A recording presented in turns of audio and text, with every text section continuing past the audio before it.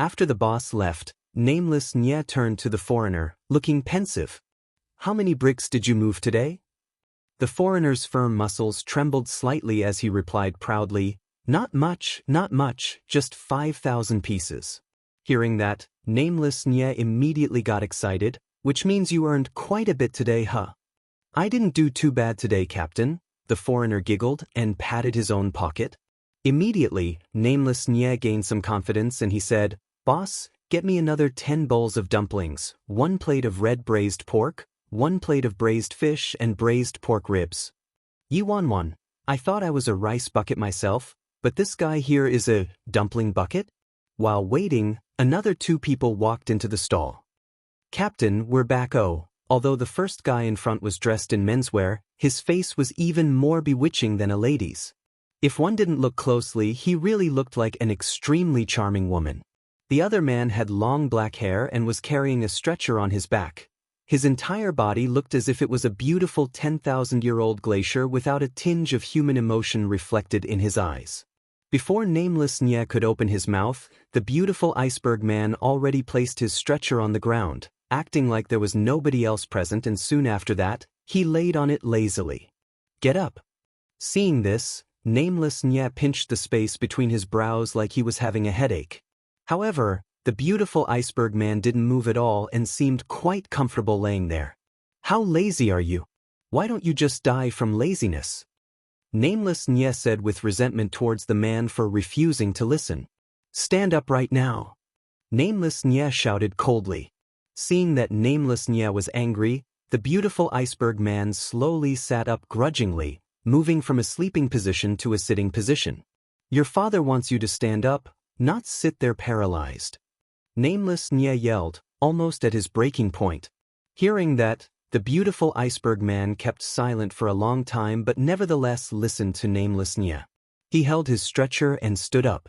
"Aya, Captain, so cool. You're so handsome even when you're mad. I haven't seen Captain for several days already and I really miss you. Oh, did you miss me?" The bewitching man next to the beautiful iceberg man nestled into nameless Nye's embrace. "Get lost," nameless Nye said, irritated. "Captain, you're so naughty." The boy sat upright obediently. He turned to the long-haired iceberg man and blinked. "Hubby, you won't be jealous, right?" However, the beautiful iceberg man only gave a sidelong glance at him and didn't bother responding. Seeing that the beautiful iceberg man was silent, the bewitching man looked hurt. "Hubby, say something. Your expression's been so cold the whole day, it really hurts my heart. Hubby, say something. I really want to hear that voice of yours, that voice which makes people's hormones spike off the charts."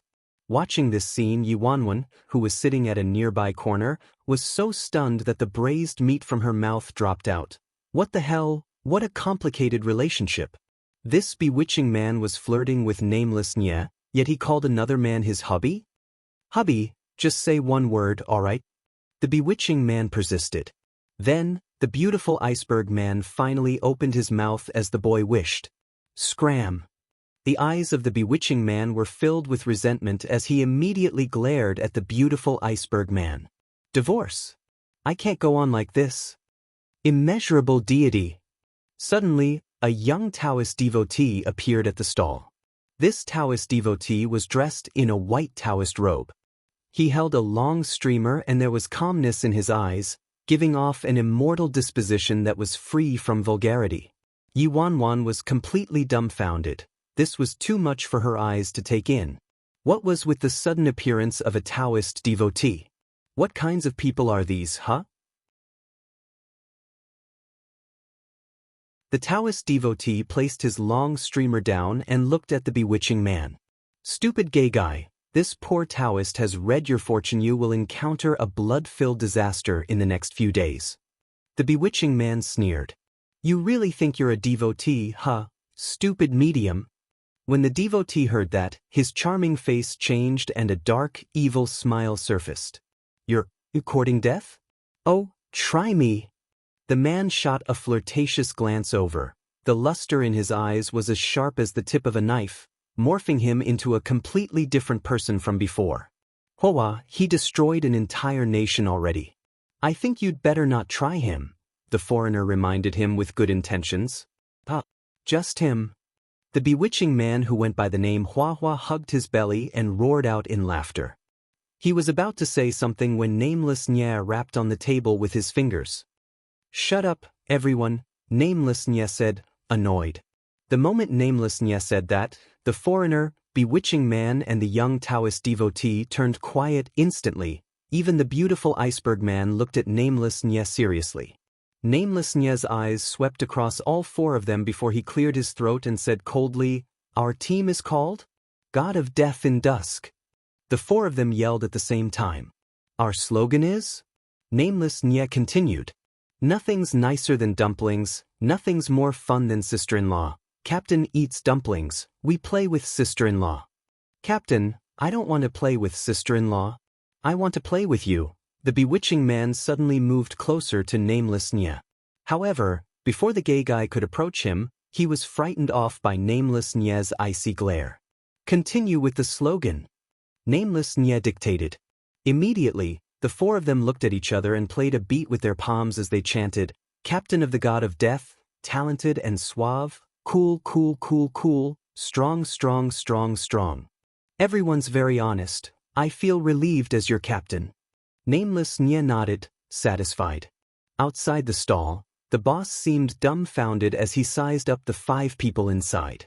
And in the corner, the roast meat that Yi Wanwan picked up with her chopsticks fell onto the table once again with a plop. Multi-level marketing organizations these days were becoming more and more exotic. How could they even manage to shout such a shameful slogan? They're all such tools. Not long after, the boss brought their dishes out and left. After that, the little devotee carried over a carton of beers. The few people looked at the feast in front of their eyes and raised their chopsticks eagerly. Presumptuous. Put down the chopsticks. The rule in our team is that whoever's the most handsome shall eat first. The bewitching man suddenly bellowed. Hearing that, the little devotee and brick-moving foreigner sighed before withdrawing their chopsticks they'd extended. Nameless Nya crossed his legs and picked up a piece of braised pork unhurriedly, then put the entire piece into his mouth and spoke incoherently, Dumplings are still the best. Seeing that their captain started eating, the others swiftly picked up their chopsticks. Half an hour later, there was only half a carton of beer left. Nameless Nya gave a languid look and his gaze swept across his men. Any updates? Still don't have any definite news, the bewitching man said.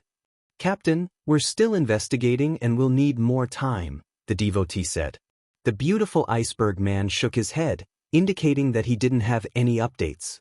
What about you? Nameless Nya turned to the foreigner friend who moved bricks. The foreigner replied honestly after swallowing the roast meat. Captain, I've been moving bricks to make money the whole day. I didn't have time to investigate at all. A tinge of impatience appeared in Nameless Nya's brows. I'll give you guys another 3 months. You must find the person I'm looking for. Captain, don't worry, we'll definitely complete our mission, the other 4 people chorused. Yi Wanwan, who was still in the corner, clicked her tongue and thought in her heart, who exactly is this group of people looking for? Could it be someone who owes them money? Liked it? Take a second to support novels on Patreon.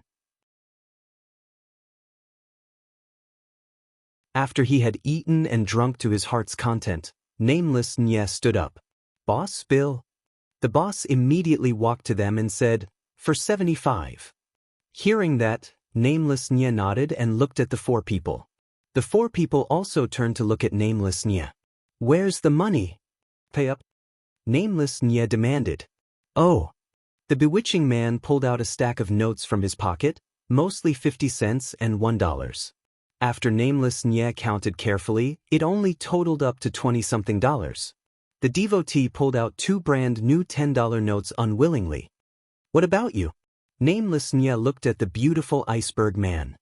Captain, have you forgotten? My hubby and I are partners. My hubby pretends to be a dead man while I weep. This money is our shared income. Oh, the bewitching man cast a flirtatious look at him. Yi Wanwan, who had been observing this interaction, selling his body to bury his husband? This money-making scheme is amazing. Fuck. Nameless Nya slammed the table and pointed at the 3 of them. The three of you are useless garbage. You guys barely even made $50 today altogether. Business isn't good these days, only one person came to see his fortune today, and he even called me a fake and didn't pay up. I just happened to pick up $20 on the ground while walking. The handsome and nefarious-looking devotee sighed. Don't give me excuses.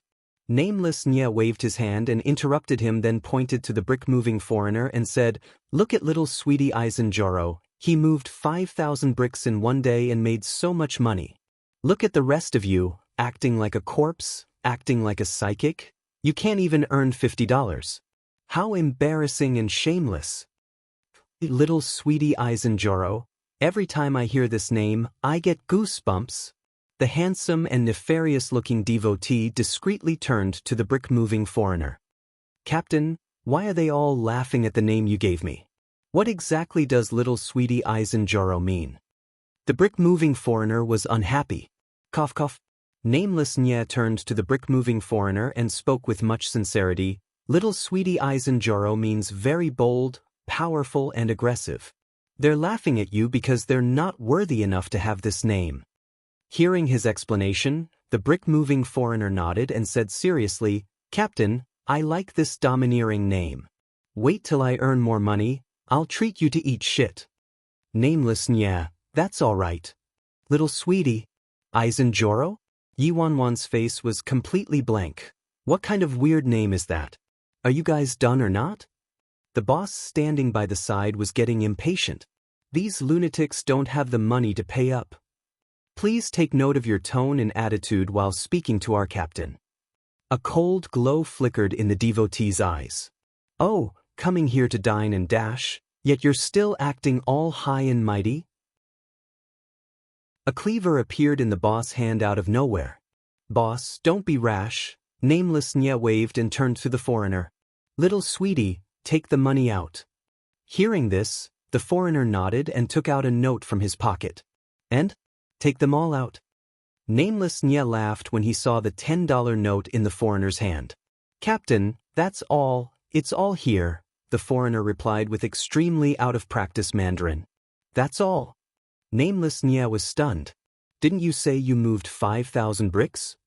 Yes, it's all here. The boss said that moving 5,000 bricks would only earn me this much, the brick-moving foreigner said. Liked it? Take a second to support novels on Patreon. Who moved bricks for an entire day and the boss only gave you $10? Nameless Nya tried to prevent blood from spewing out. Move more bricks next time. Move 100,000 of them. All right, Captain. The foreigner nodded continuously. Captain, have you earned any money today? The devotee asked curiously. TSK, earned any money? The corners of Nameless Nya's mouth moved upwards. He put his hand into his shirt and fished out a $100 bill proudly.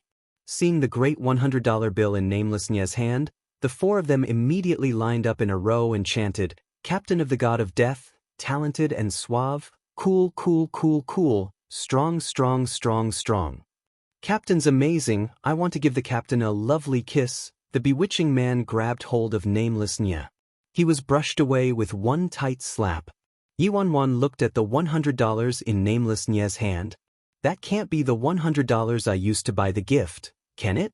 You're so mean, Captain. Captain's so naughty. Oh, you're so handsome even when you're mad. I love you to death, Captain. The bewitching man looked at him with even more adoration. Little sweetie, kick him out, Nameless Nya ordered. All right, Captain. The foreigner wiped his hands and threw the bewitching man out of the stall like he was carrying a little chicken. But in half a minute, the bewitching man charged back in again and pointed at the brick-moving foreigner. Smelly brick mover, if you put your dirty claws on my smooth skin again, I'll break your damn off. Hubby, he bullied me, doesn't your heart ache at all? Am I still your beloved little sweetheart? The bewitching man grabbed a hold of the beautiful iceberg man's arm. At this moment, seeing this group of acting prodigies, the boss finally reached his limit. Pay up right now. All of you are insane. Boss, give us a break. How about a discount? Nameless Nya asked. Staring at the loose change in Nameless Nya's hand, There was only a total of $160. The boss sneered. How about I break your bones? Boss, how about this? Nameless Nye brought out a bone sculpture out of nowhere and cleared his throat, speaking very seriously. This is the alligator I hunted down in an extremely northern icy region. I used a lost skill to craft his skull. Usually, I sell it for 100,000, but I shall let you have it for cheap today. How about using this to pay for the meal? Boss, you've made a gain, the bewitching man hurriedly chimed in. Boss, quickly take it. If you feel bad, just give our captain a few bowls of dumplings. The foreigner nodded. Right now, the boss head was filled with black lines. Never mind about dining and dashing, now they're treating me like a fool. Fuck your grandmother. The boss raised his cleaver and looked as if he wanted to chop them up. In the corner, after Yi Wanwan watched half a day of drama, she couldn't sit there quietly any longer. She coughed lightly and walked over. Then she took out $300 and placed it next to Nameless Nye. I'm lending this to you. Get lost quickly, don't hurt my eyes anymore. Miss Famous Yi, what a coincidence. Nameless Nye was slightly taken aback. He tightly grabbed the $300 that Yi Wanwan placed on the table. At that moment, the man dressed as a devotee stared at Yi Wanwan and his eyes glistened. Captain, where did you meet this little beauty? She's a customer at the booth, her name's Famous Yi. We have an affinity, let alone this name of hers. Nameless Nye rubbed his chin. Yi Wanwan was speechless. I simply made up that name and he took it for real. Captain, you're a legend in this world. Yet today, you had to rely on a girl to save you. The nefarious-looking devotee lamented bitterly. Liked it? Take a second to support novels on Patreon. Stop talking nonsense. Nameless Nye was slightly annoyed. Whoever earns the least this month will have to get lost to Africa to carry out a task for me. No, I just want to eat my life away and wait for death. The devotee shook his head vehemently, terrified. There were only a few days left until the end of the month and he'd earn the least for sure. TSK, the most powerful Taoist devotee in the East with a kidney defect who could make one turn pale just by the mention of his name, now actually wants to eat his life away and wait for death. It's godly Taoist devotee. The devotee's face was rigid as he corrected Nameless Nye. Seems like kidney defect suits you better. The bewitching man ridiculed. Stupid pervert, I once destroyed an entire nation single-handedly. Are you sure you want to talk to me in this way?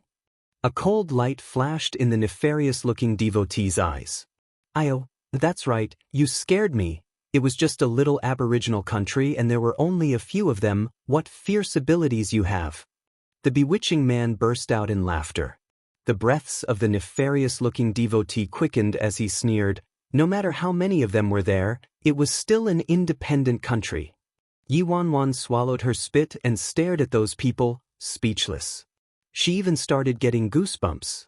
I've met people who love to brag but not to this extent. What legend in this world, what most powerful Taoist devotee in the East, what destroyed an entire nation single-handedly. Why don't you guys ascend to heaven already? Even an emblem organization wouldn't dare to brag like that, right?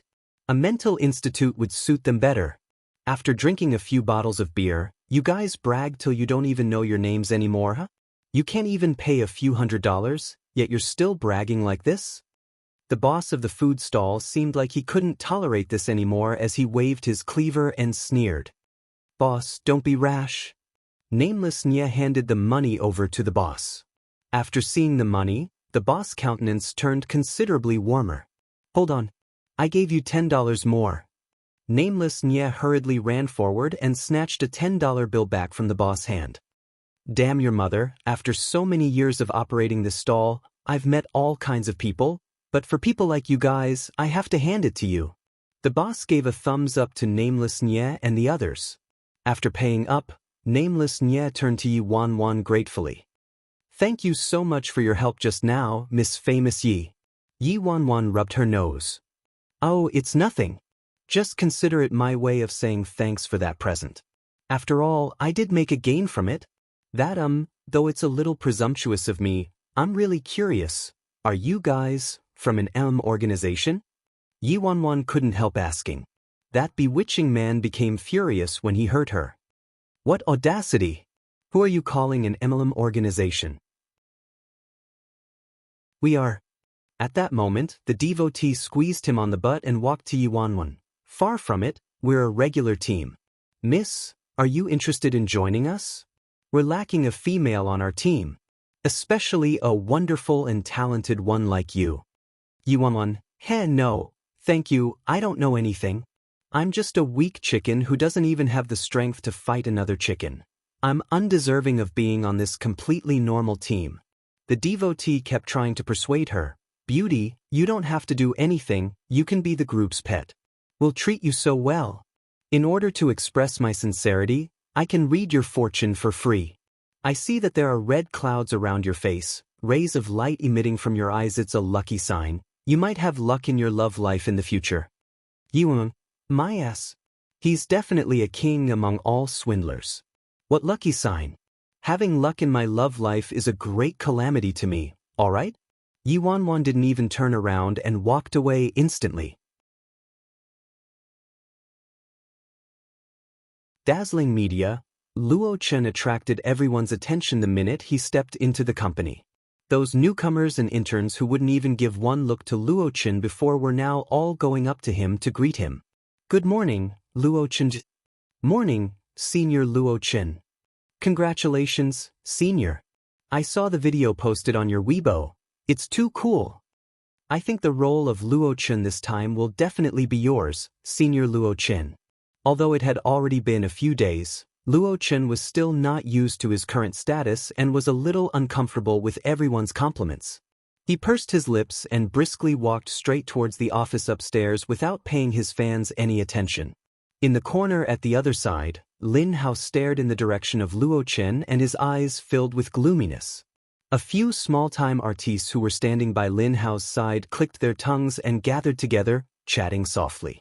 Truly, things of the world are hard to predict. Who would have guessed that the 3-year has-been Luo Chen would explode in popularity so fast? I really couldn't tell that the new manager had such skills. Not only did he have a unique taste in choosing his artiste, he's also very accurate in predicting the market. I wonder if he still wants any more newcomers. There was even a newcomer who wanted to work under Yi Bai. Lin Hao folded his arms and sneered. TSK. The cause of this incident was Lin Zong's passing. Song Jin Lin only wanted to fulfill Lin Zong's final wish of filming the sequel. What has that got to do with predicting the market? He's just a lucky bastard. One of the newcomers mumbled meekly, but the main selling point was that video. It's really very creative and immediately put Luo Chen out there. The newcomer was afraid of infuriating Lin Hao, so he didn't dare speak too loudly.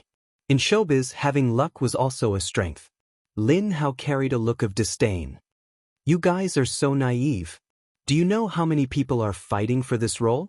You think just him, a nobody, could really get the part simply because of a popular Weibo post?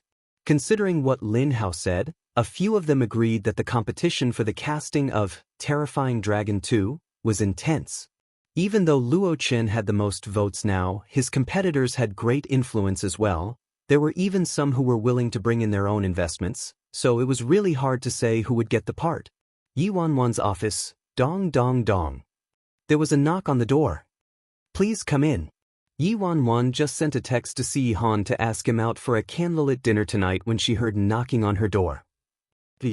Sit. Yi Wanwan indicated for Luo Chen to take a seat, then raised her head and asked, How's training coming along? It's all right, Luo Chen responded.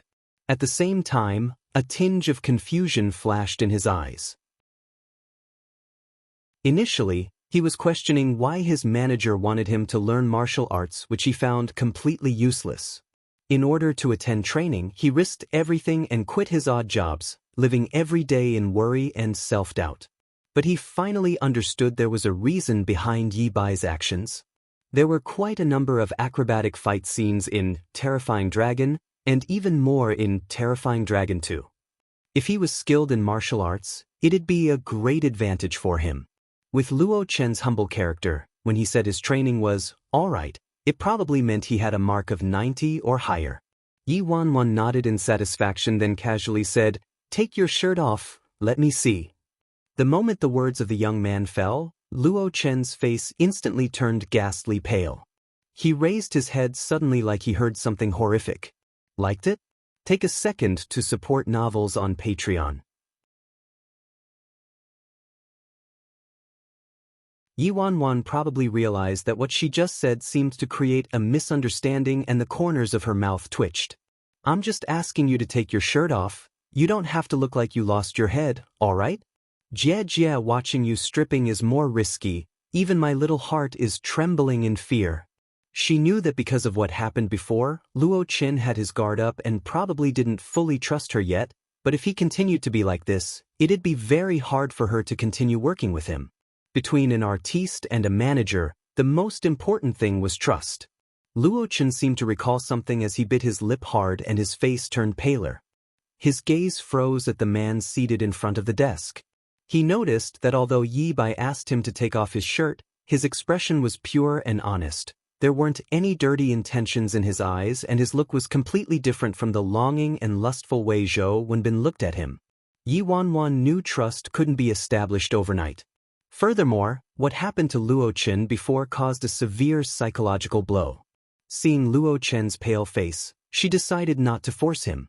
"Forget it, you don't."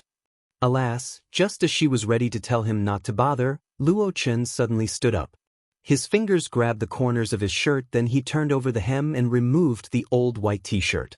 Yi Wanwan was slightly startled. She hadn't expected that with the degree of repulsiveness and disgust Luo Chen had for men, he could actually manage to do this.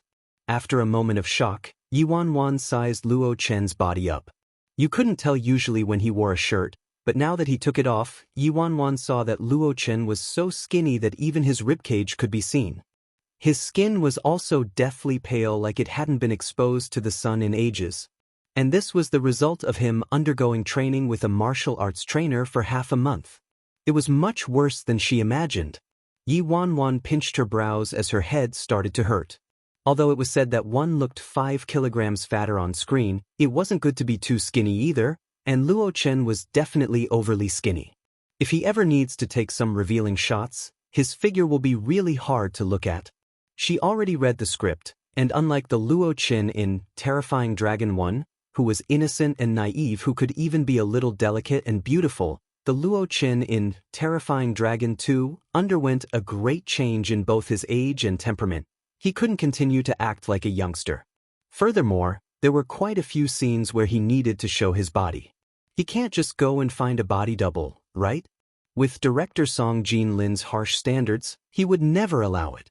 Yi Wanwan jotted down something in her notebook, then said coldly, "This won't do, you're too thin. Gain more weight first, then work on building muscle. I'll make you a plan, so follow it accordingly.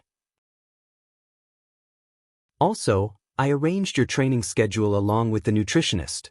I also applied for a dormitory for you for convenience's sake. We'll be living in the same building. Here's the key, you may move in tonight. I already sent the video I shot of you to the crew for Terrifying Dragon 2, and just received an email from the crew that you already passed the first interview. Go back and prepare, you'll audition next month. I live just above you, so you can come see me anytime if there's anything you need." Luo Chen listened blankly to Yi by talking all about his future arrangements in one breath and accepted the key with the words, Grand View Park, engraved on it. He was in shock for a long time before he regained his senses. He clenched his fists and nodded in silence, and liked it? Take a second to support novels on Patreon.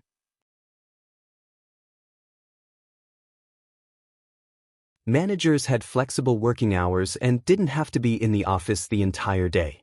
After Yi Wanwan arranged Luo Chen's training schedule, set him up with a fitness trainer and nutritionist, and put up a crew recruitment ad, she took a taxi to C Corporation. The little secretary escorted her directly to the chairman's office.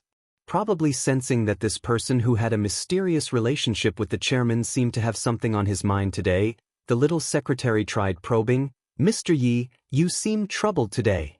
Yi Wanwan pinched her brows and didn't deny it. "Yes. Very troubled." The little secretary blinked. "What's wrong? Did something happen? Could it be that the chairman, Threw a tantrum again? The little secretary only heard a resentful sigh from the stunning young man next to her. Your boss looks too charming. Little secretary? Huh? Why does this oddly sound like someone who's troubled because his girlfriend's too beautiful? In the chairman's office. When Yi Wanwan entered, Si Han still had some business to deal with and was in the middle of a video call with someone on the computer. Yi Wanwan walked to the sofa and sat down.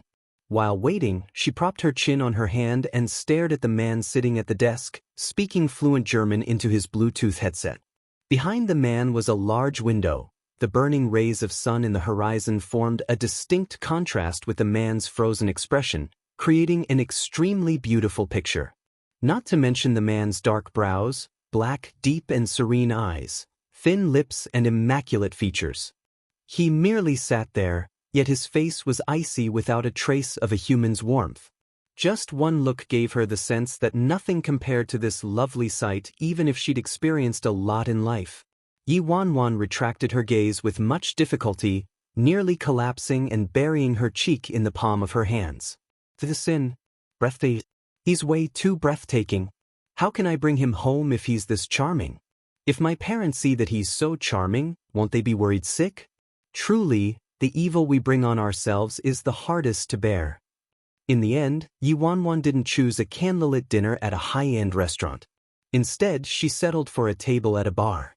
It was a place that was incompatible with Si Yi Han's personality, but in such a noisy environment, Si Yi Han's presence was like a quiet fictitious land of peace and happiness, refreshing the mind.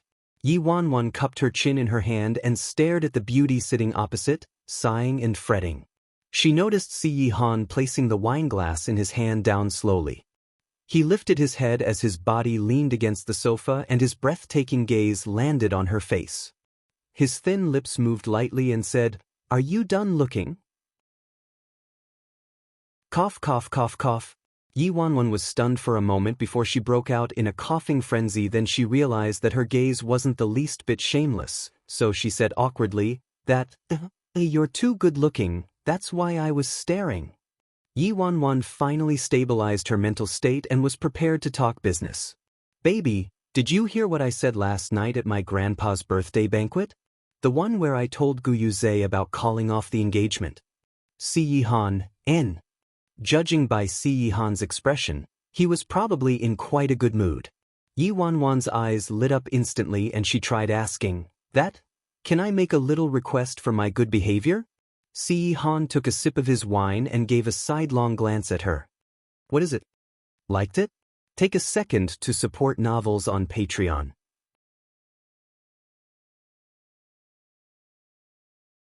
Yi Wanwan mulled over the issue for a long time before finally opening up. "Cough, it's like this. Because of that scumbag Gu Yuzhe before, my relationship with my parents became estranged. This time, after returning to the Yi house, I already made things clear with my parents to make sure that they have peace of mind and believe that I've really thought things through carefully. I told them about us." With that said, Yi Wanwan paused and observed Si Yi Han's expression while she continued, "Plus, we've been living together for more than 2 years already, so would you like to come back with me to meet my parents?" Her worst fear was that someday, her parents would accidentally find out about her and Si Yi Han. Considering Si Yi Han's attitude toward her parents, or if her parents found out that she was forced into this relationship, she didn't dare to imagine the consequences. So she had to find a solution that satisfied both parties before things got worse. If Si Yi Han was agreeable and willing to cooperate, that would be best. The moment Yi Wanwan said that, she inexplicably felt the surrounding noise completely filter out from her ears. All her attention was on his reaction. His fingers that were on the glass paused. The lighting in the bar was too dim, she couldn't really see Si Yi Han's expression clearly. Time went by, second by second. "You're not okay with it?" Seeing no reaction from him, Yi Wanwan lowered her gaze, looking desolate. "Si Yi Han, am I just a toy to you? You lock me up when you're unhappy, you let me out to fly a few rounds when you're happy? I know you don't really like me having close relationships with others, even my parents, but with this attitude of yours, my parents might think that I've been abducted by bad guys, or even worse, they might think that I've been imprisoned and kept as a mistress." Si Han's face darkened as he looked at her airing more and more grievances like she was about to cry. They're my parents and also your future in-laws. Were you just fooling around with me and not planning to get married this whole time? After Si Han heard the word, married, his icy expression changed slightly, then he finally said, okay. The moment Si Han said that, Yi Wanwan's head became like a sunflower finally seeing the sun. She looked up immediately and exclaimed, really, really? When you meet them, can you change your appearance to make yourself look uglier? No, to look more able, virtuous and kind. No, what I meant was, to look safer. Si Han's expression that just warmed up a little instantly became like whistling northern winds. His voice also froze as he spoke, enunciating each word carefully. Am I too shameful to bring home? Yi Wanwan shook her head anxiously like a rattle. How could that be? It's just that, ever since Guyuze, my parents were very worried that I would be cheated on again. They're afraid I wouldn't be able to control someone who's too handsome and rich, afraid that he might forsake me or cheat on me, etc. Furthermore, I actually found someone who's extremely wealthy and could smash the vault of heaven. If I showed you to them like this, they'd probably be so worried that they couldn't sleep soundly. So while I have the ability to put their hearts at ease, I can't reveal your identity to them. So, I have to trouble you a little la. Si Han seemed amused as he looked at her. He took things easy. How safe do you want? Yi Wanwan took out her phone and showed him an image. Something like this is fine. Liked it? Take a second to support novels on Patreon.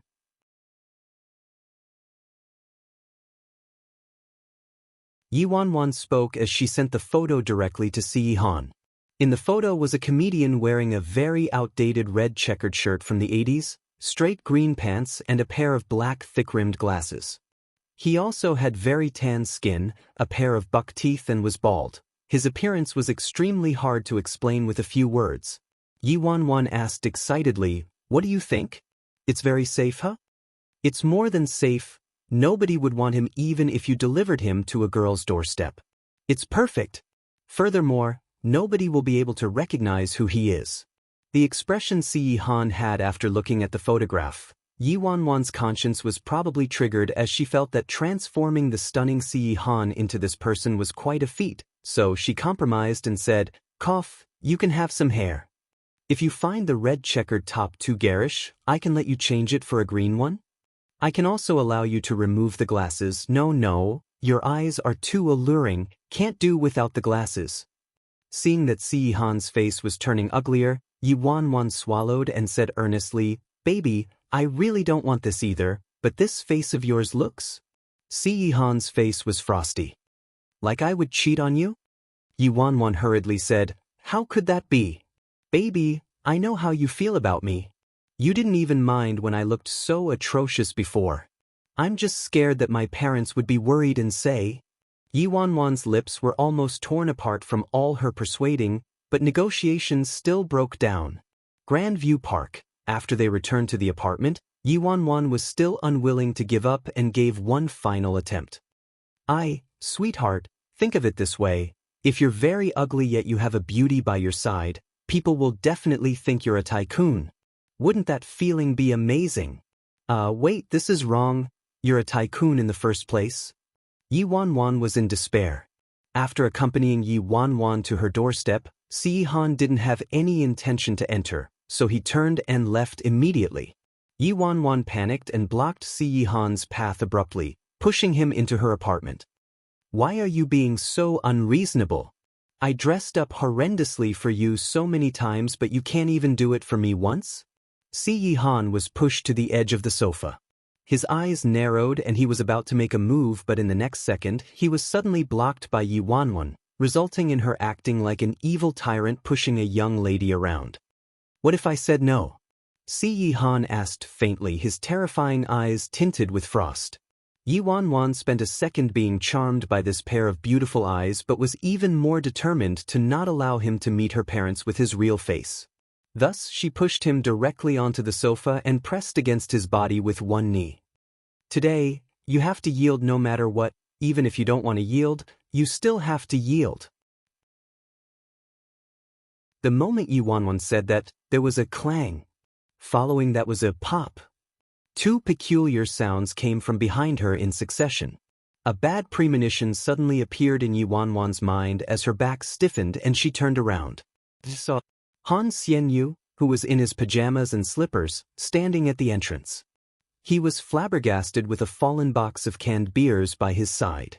The thing that made Yi Wanwan give up all hope was that the frail teenager next to Han Xianyu was actually Luo Qin. The poor child was completely dumbfounded. His script was scattered all over the floor. What just happened? Liked it? Take a second to support novels on Patreon.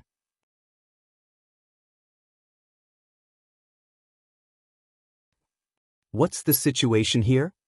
After Yi Wanwan saw the two people at the door, she looked like she'd been struck by lightning 5 times. Han Xianyu's dashing face was mixed like a myriad of colors on a palette, while Luo Chen's pale little face was like a little white flower that had just been blown away by harsh winds. The 3 pairs of eyes met each other as they gazed at one another in dismay. There was a dead silence in the air.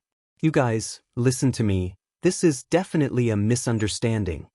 When Han Xianyu heard that, he stared at her leg. Yi Wanwan looked down and quickly put down the knee that was atop Yi Han. Anyway, things aren't what you think. Han Xianyu then stared at her hand. Yi Wanwan quickly released the hand that was grabbing onto Yi Han's collar like she touched a hot potato. Luo Qin, your senior Xian, you can be my witness. Yi Wanwan hinted at Han Xianyu to quickly help her convince him, considering how frightened that kid was. Han Xianyu stared at the man who had been the victim with his shirt a mess. He rubbed his nose and said, "This? I, myself, am quite startled too." Yi Wanwan. Yi Wanwan was so mad that she glared at a certain someone on the sofa. From Yi Han's angle, he had definitely seen the people at the entrance, yet he didn't give her the heads up. She had just finally managed to earn a little trust from Luo Qin, but now, everything was back to square one. Yi Han sat up leisurely and straightened his lapel and tie. As the victim who had just been pounced upon by a guy, he was the calmest one in the room. Things with Han Xianyu were still fine. It was no big deal even if he thought she, as Yi Bai, liked men, but Luo Qin was different. If Luo Qin thought she was gay, he'd no longer look at her straight anymore. Thus, Yi Wanwan poured all her attention on Luo Qin as she bent down and picked up the script scattered all over the floor before passing it to him.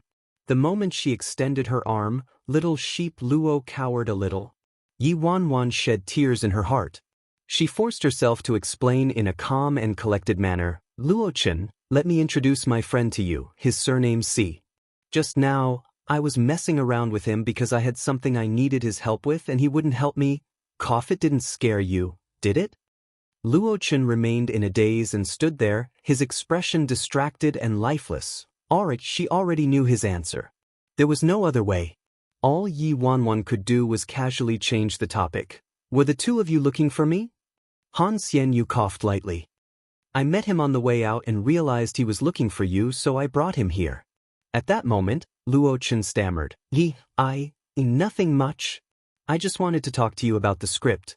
Since you have a guest here, another day, perhaps." Luo Qin finished speaking, so he eagerly turned around and ran away. When he ran out, he accidentally bumped headfirst into the door with a loud bang. Yi Wanwan looked at the shaking door and covered her face in silence. "Oh God! Why must I be training a little sheep? Everything's been ruined just like that. Now I have to redo."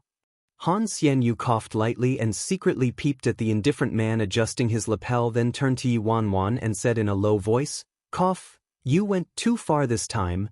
Even I was so startled that I almost misunderstood, not to mention that little kid." Yi Wanwan's face darkened. "Don't mention it. I just wanted to ask if there was any way I could fix this." Han Xianyu rubbed his nose. "I think it's really hard, unless..." "Unless what?" Yi Wanwan immediately asked. Han Xianyu spoke in a joking manner and waved his hand. "Unless you're a girl." Yi Wanwan. Liked it? Take a second to support novels on Patreon.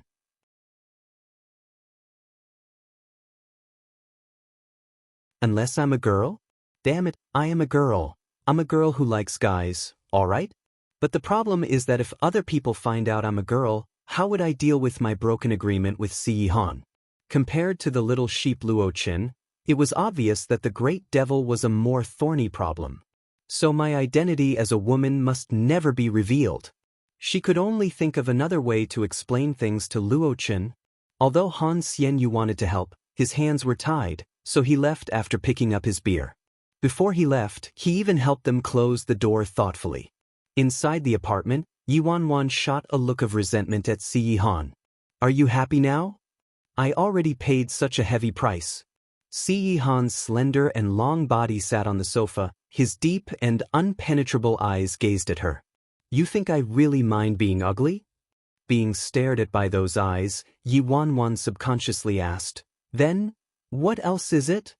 Si Han didn't say a word, but the way he looked at her made her feel a sense of coldness and desolation, like her surroundings were barren. This cold and distant man who seemed to have no human emotions was giving her a sense of loneliness and solitude. Yi Wanwan looked at the silhouette of the lonely man and her heart ached slightly. But she had to admit, the reason why she wanted him to meet her parents wasn't because their relationship was maturing, but it was to mellow out his attitude towards her parents. She was afraid that he might do something that would harm her parents. She knew that ever since being reborn, she hadn't had a sense of security and had never genuinely opened herself to others. However, with such an unequal relationship, how could she have no reservations? Even after she was just reborn, she considered just enduring things till Si Han died, then she would be freed and liberated. She remembered that Si Han's health had never been good. He already started to have all sorts of complications around this period of time, and during the year when she and Si Han got a divorce, it was as if the oil in Si Han's lamp dried up, leaving not much time for him to live. She clearly remembered that when Si Han was signing the divorce papers, he couldn't even hold the pen properly. After she left Si Han, she heard about his critical condition in newspapers and gossip. Although Si Han already had a bundle of health issues, she couldn't deny that her meddling accelerated his death. In her previous life, because of her, he treated his family as his enemy and had to deal with all kinds of trouble both domestically and externally, including assassination attempts. Due to overexertion, his already weak body deteriorated even more rapidly. Si Han's feelings towards her were so extreme that she couldn't take it, so she always thought about running away. But what was undeniable was that no matter in this life or the past, no matter how terrifying this man looked on the surface, he never hurt her or the people around her from beginning to end. Furthermore, after she was reborn, she discovered more and more sides to Si Han that she hadn't seen before. She just wanted to have freedom and wanted to preserve her life. But why was it that every time she thought about his deteriorating health, thought of his illness, thought about how in a few years' time, Si Han might be terminally ill, her heart felt as if a huge sharp claw was tearing it apart? Actually, Si Han knew very well himself. He knew very well that she'd been deliberately putting on an act. Liked it? Take a second to support novels on Patreon.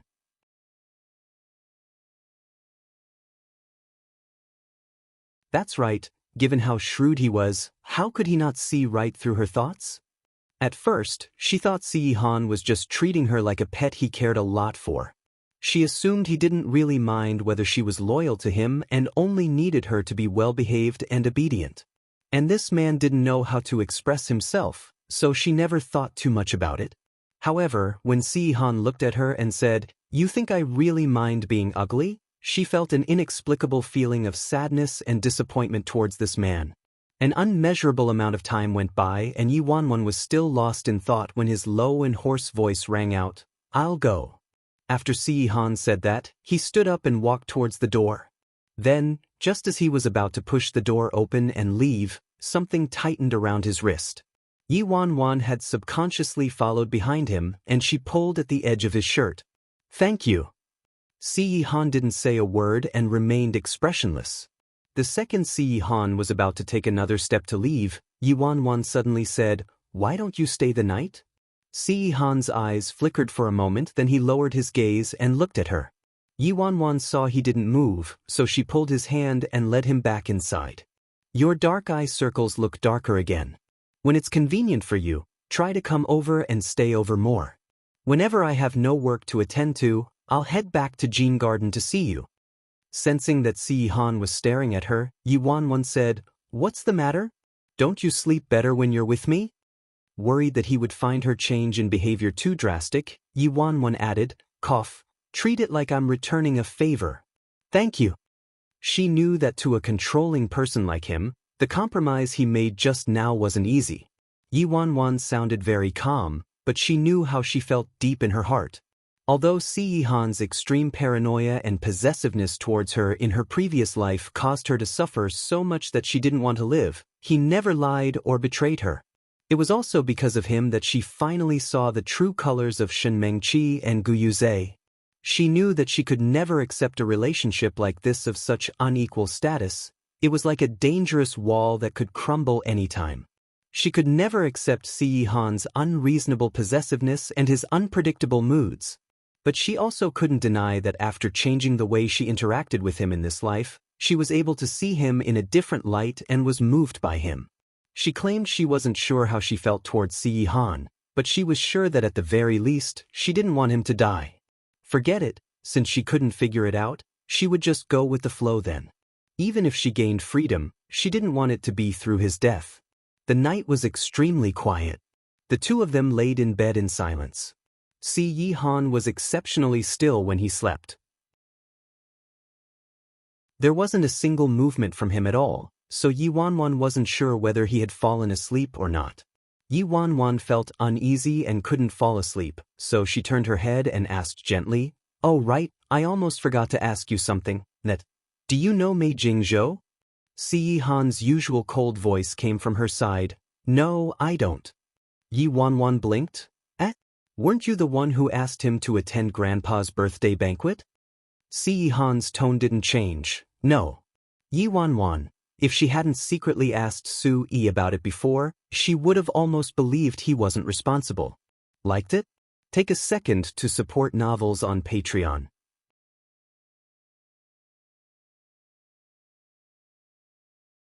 The next morning, after Si Han left, Yi Wanwan gave Su Yi a call. "Hello, Miss Wanwan?" Su Yi felt a little weird when Yi Wanwan called him so early in the morning. "How's your master's health lately?" Yi Wanwan got right to the point. Su Yi didn't understand Yi Wanwan's intention of asking this question and he felt hesitant to answer it. "Is it really bad?" Yi Wanwan frowned. Su Yi carefully considered how he phrased his words. "It's not optimistic indeed. Ninth Master hurt himself when he was young and he hasn't recovered from his old illness all this time. Plus, his serious insomnia only worsens his condition. Before, the miracle doctor's son saw Ninth Master and even said with certainty." "Said what with certainty?" "That if Ninth Master continued like this, his body would gradually be unable to handle it." Su Yi finally decided to answer truthfully. Yi Wanwan should have known all this after being by Si Han's side for 2 years, but she probably couldn't wait for Ninth Master to die, much less care about him. Yi Wanwan became silent instantly. As expected, his condition was identical to what it was like in her previous life. On the surface, Si Han didn't seem to have any problems. He never displayed his emotions, much less his pains. But the truth was that he had an entire body of illnesses. The year that she and Si Han got a divorce, he was so weak that he couldn't even put on an act anymore. When he went outside, he was usually confined to a wheelchair and the number of times she got to see him became rare. What if he recuperates properly? Yi Wanwan asked. Su Yi pondered for a moment. I can't be sure. Ninth Master has a heavy workload. He needs to work for the family, the company, and maintain his power in other places. They all need him. In addition, with his sleeping disorder, it's almost impossible for him to recuperate properly. Alright, I got it. Yi Wanwan hung up. She leaned against the wicker chair on the balcony and stared out the window in a daze, spiraling into a chaotic memory from the past. There were some things she had been preventing herself from probing or thinking about, but she still couldn't run away from them. If she didn't remember wrong, in just a few days' time, Si Han would lead a group of elites from the company along with the most advanced research and development equipment to Country B to negotiate with an important partner. Halfway through the journey towards Country B, Si-han would encounter a serious robbery. Not only would he suffer a disastrous loss of staff, but even his equipment would be robbed. Si-han would also be severely injured. She remembered that Si-han nearly lost his life during that robbery. It caused him to become bedridden for many months and his already terrible body weakened further. The severe injuries sustained from that time were undoubtedly Si-han's amulet for a hastened death. Yi Wanwan wasn't sure whether this incident would happen again in this life. If it happened, no matter how he tried to recuperate, his body probably couldn't recover. Yi Wanwan shook her head and banished those nonsensical thoughts from her head. Maybe things will be different in this life? Furthermore, she hadn't heard about Si-han planning to go be country anytime soon. The next issue she had to worry about was Luo Chen. Yi Wanwan sighed again, then she took out her phone and called Luo Chen. In the end, nobody answered. After she called the second time, still nobody answered, but Luo Chen sent a text to her telling her that he was in training and couldn't take her call at the moment. Seems like he really was scared. Forget it, I'll just let him calm down first. If he was triggered by this little thing, everything she'd done up till now had all gone to waste. Yi Wanwan studied the script by herself the entire day, and before she knew it, it was already nighttime. Her phone rang. It was a text from Si-han telling her that something came up at the company and she didn't have to wait for him for dinner. Yi Wanwan stared at the text and frowned. Working late again? Liked it? Take a second to support novels on Patreon.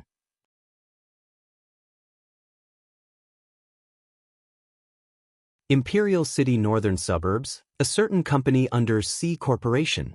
Si-han was discussing matters with a few people from the company's top management when Yi Wanwan arrived.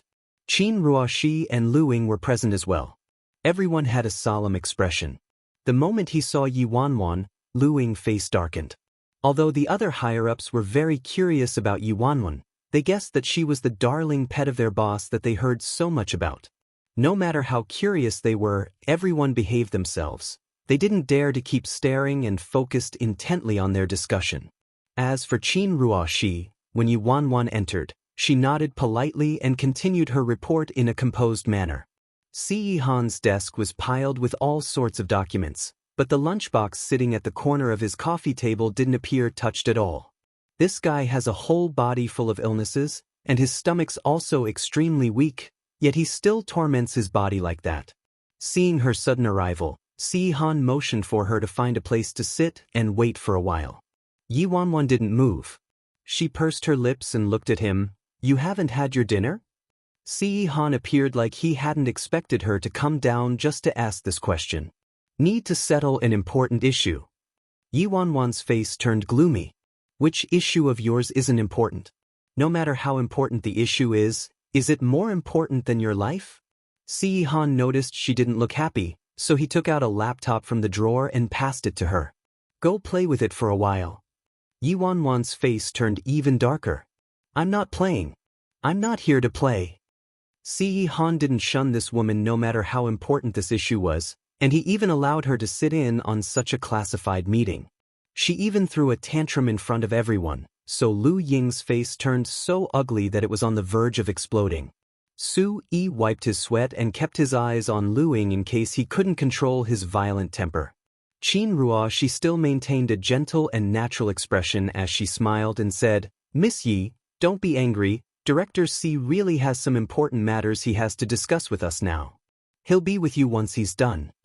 Yi Wanwan had a shadow of a smile as she glanced at Qin Ruoxi being considerate, trying to help Si-han out. Yi Wanwan didn't bother with her. She took the laptop and went to the sofa. Si-han's meeting went on for a long time, so Yi Wanwan could do was use the laptop and read the news. During that time, her phone vibrated. It was a WeChat message from Han Xianyu. Han Xianyu sent a few photos to her, asking her which was better looking. Yi Wanwan scrolled through and chose one of the pictures. This one, you look better on your left profile. Many stars had a nicer angle, and each time they were in front of the media, they deliberately showed that angle. For Han Xianyu, his left profile looked nicer. Han Xianyu replied with an okay. Then Yi Wanwan swiped through a webpage and saw that Han Xianyu posted a Weibo. Someone said my left profile looks better? The attached picture was the one Yi Wanwan chose. Sounds of sucking up appeared in the comments section. Oh my god. My husband finally posted a selfie. I was waiting to the death for this. Handsome, handsome, handsome. Hubby looks good from every angle. Someone? Who's that someone? I smell adultery. Yi Wanwan swiped through Weibo distractedly while glancing in Si Han's direction from time to time. Seconds and minutes went by. Half an hour had passed in a blink of an eye, but Si Han and the others didn't appear like they were finishing anytime soon. When she thought about Si Han's frail body, Yi Wanwan furrowed her brows even tighter as her fingers rapped on the armrest of the sofa impatiently. Another 20 minutes passed and the needle was pointing straight at 9 p.m. Her fingers rapping on the armrest stopped as Yi Wanwan stood up, took the cold lunchbox from the coffee table and walked towards the lounge in the room. Liked it? Take a second to support novels on Patreon.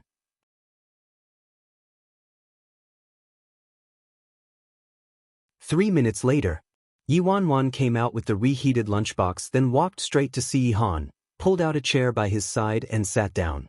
Since Yi Wanwan arrived abruptly, everyone's eyes were on her instantly. The voice of a reporting staff member also paused as he cast an inquiring look over to Su-yi helplessly. Su-yi was stunned, unsure of what Yi Wanwan was planning to do. Something had been wrong with her ever since that call that morning. Yi Wanwan looked at all the people staring at her. You guys may continue. When she finished speaking, she took the spoon and dug up a mouthful of rice, then brought it to Si Han's mouth. Si Han was taken aback. His dark eyes stared at the girl next to him with a tinge of uncertainty. Yi Wanwan maintained her feeding position and looked expressionlessly at Si Han, who was staring at her with a complicated expression. She said, "You only spoke 8 times throughout this 1 hour anyway. A total of 47 words. Simply eating wouldn't affect your discussion, right?" Seeing that Si Han didn't move, Yi Wanwan moved her spoon a little closer, giving him a look that read, "If you don't eat it, you'll die." Si Han stared at the girl's unhappy little face and was silent for a long time before he finally opened his mouth obediently. Yi Wanwan's face, which looked upset at the beginning, now turned slightly warmer. The others in the office looked at their boss being fed by a beauty and were left speechless. It doesn't affect our discussion? The problem was that they were going blind from this display of affection. The calm and composed Qin Ruo, she looked at Yi Wanwan, who was feeding Si Han at this moment, and her expression finally shifted slightly. She said, "I was negligent and forgot that Chairman Si hadn't had his dinner yet." Lu Ying scoffed, his eyes filled with detest. "Coming all the way here to do this? Who are you putting on a show for? Are you announcing your sovereignty?" After Su-yi heard what Qin Ruoshi said, his eyes shifted. Why does Miss Ruoshi sound like it was because of her negligence that caused Ninth Master to miss his meal? The truth was that his master was a total workaholic. Once he started working, he wouldn't allow anyone to interrupt him, even Miss Ruoshi. Miss Ruoshi was very clear on his master's taboo, so she knew very well not to interfere too much. But right now, Yi Wanwan actually dared to interrupt his master's important discussion and even started feeding him. And master doesn't seem to be upset? Cough. Everyone, please go on. After Su-yi indicated for everyone to continue, they finally returned to their senses and quickly got back into the swing of things and continued giving their reports. But now, they couldn't help but discreetly look up at the 2 lovebirds from time to time. Seems like it's true that Ninth Master really pampers that woman to the heavens. Since when did we ever see such a humane side to our otherworldly boss? Initially, they felt that Boss and Miss Qin made a good pair, but now, comparing the 2 of them, these lovebirds looked more like a couple in love, right? Boss and Miss Qin seemed to be just colleagues. The profit of last quarter was. Qin Ruoshi was giving her report, but halfway through, she saw that Yi Wanwan was feeding Si Han a piece of celery and she subconsciously blurted out, "Chairman Si doesn't eat celery." Liked it? Take a second to support novels on Patreon.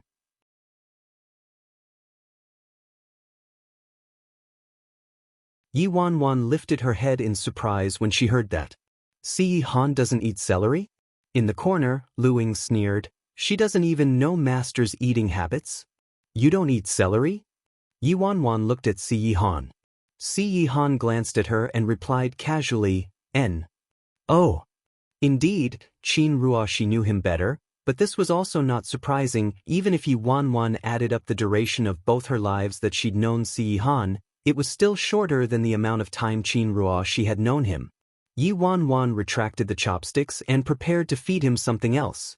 In the end, before she could retract the chopsticks, it was emptied. Si Han swallowed the celery on the chopsticks without a change in expression. Yi Wanwan was taken aback and she glanced at Si Han strangely. Didn't he say that he doesn't eat it? Lu Ying's smug look stiffened on his face. Su Yi covered his face silently. He knew this would happen. The point was not the dish but the person feeding it. When he saw that Yi Wanwan didn't move, Si Han tilted his head and gave her an inquiring gaze, which meant, continue feeding. Yi Wanwan blinked and fed him another piece of celery hesitantly. Si Han ate it again without a change in his expression. Everyone could tell that their boss was purposefully backing someone up and even unscrupulously stripping Qin Ruoxi of face. It was just a minor detail, but he immediately established who he treated as family. Everyone in the room turned to Qin Ruoxi instinctively, but there was no change in her expression either. After all, being able to reach her status today meant she was a force to be reckoned with. After Yi Wanwan was done feeding him, she didn't stay any longer and instantly headed back to the sofa. Another half an hour passed before Si Han was finally done. Have you finished? Yi Wanwan immediately lifted her head. Su Yi replied, Ninth Master still has to go to the headquarters for another meeting. Yi Wanwan's face turned gloomy instantly. What time is it already? He still has to attend a meeting at this late hour? Su Yi coughed lightly. This meeting is more important. Important again. Yi Wanwan looked at Si Han and asked, Can't you reschedule it? Qin Ruoxi explained, The meeting this time really is very important. It can't be delayed. I hope Miss Yi understands. Yi Wanwan didn't respond to Qin Ruoxi and kept staring at Si Han. Si Han extended his hand and rubbed Yi Wanwan's head lightly. Go back first. Hearing that, the fury Yi Wanwan had kept inside rose in an instant. He only knows how to work. Is working more important than his life? Doesn't he know the condition of his own body? Yi Wanwan turned to Su Yi, suppressing the anger in her chest as she asked, How far is it from here to the headquarters? Seeing that the atmosphere between the two of them didn't seem too good, Su Yi answered carefully, About an hour or so. Yi Wanwan replied immediately, Then I'll go as well. When Si Han heard that, he turned to her, confused. Yi Wanwan glared at him, upset. What are you looking at? Can't I go? Si Han, up to you. They got into the car. Yi Wanwan and Si Han sat in the back seat together. Yi Wanwan was still mad, so she turned her head to the other side and sat on the opposite end of the seat, sulking. Si Han, who was engrossed with his laptop, finally noticed that his girlfriend was angry. He put away the laptop and looked at Yi Wanwan. He probably found her mood today particularly short-tempered, so he asked, Are you on your period today? The veins in Yi Wanwan's forehead popped out in an instant. Liked it? Take a second to support novels on Patreon.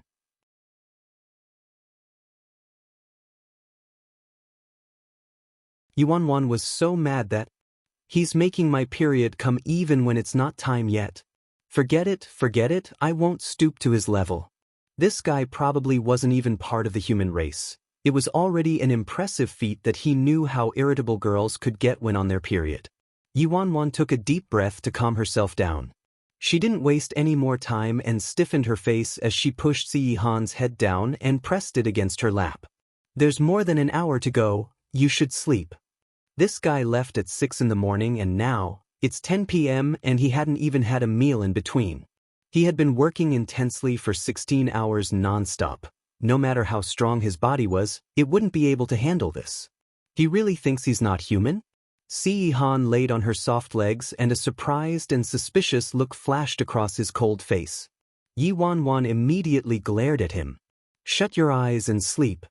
He was probably quite tired, and Yi Wanwan's words seemed to hit a trigger, since before an inquisitive look in Si Han's eyes could surface, his mysterious eyes were already blocked by his closed lids.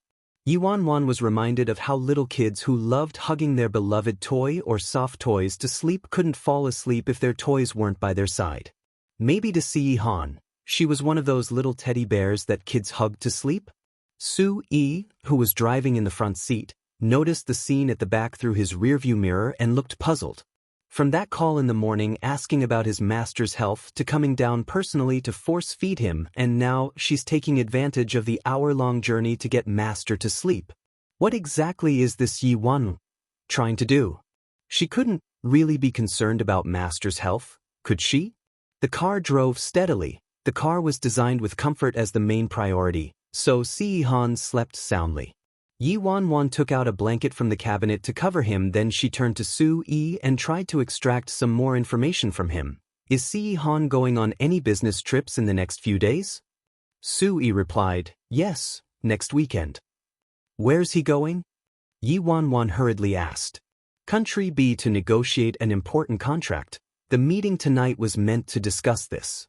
Su-yi didn't hide anything from Yi Wanwan as he answered directly.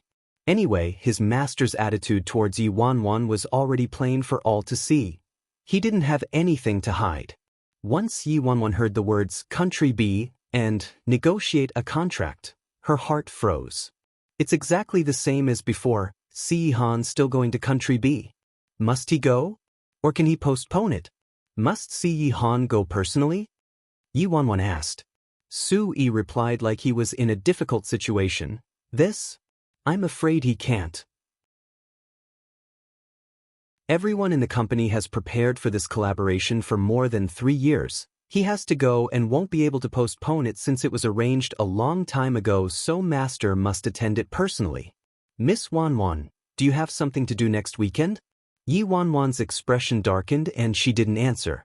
Considering what Su-yi said, Si Han has to go on this trip no matter what, and since it's extremely important, Si Han has to be there personally. It was almost impossible for me to stop him without a good reason.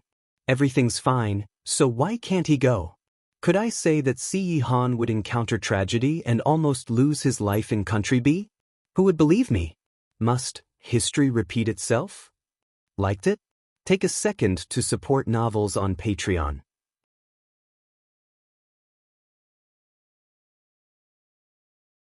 Once they arrived at the entrance to the office, Yi Wanwan woke Si Han up.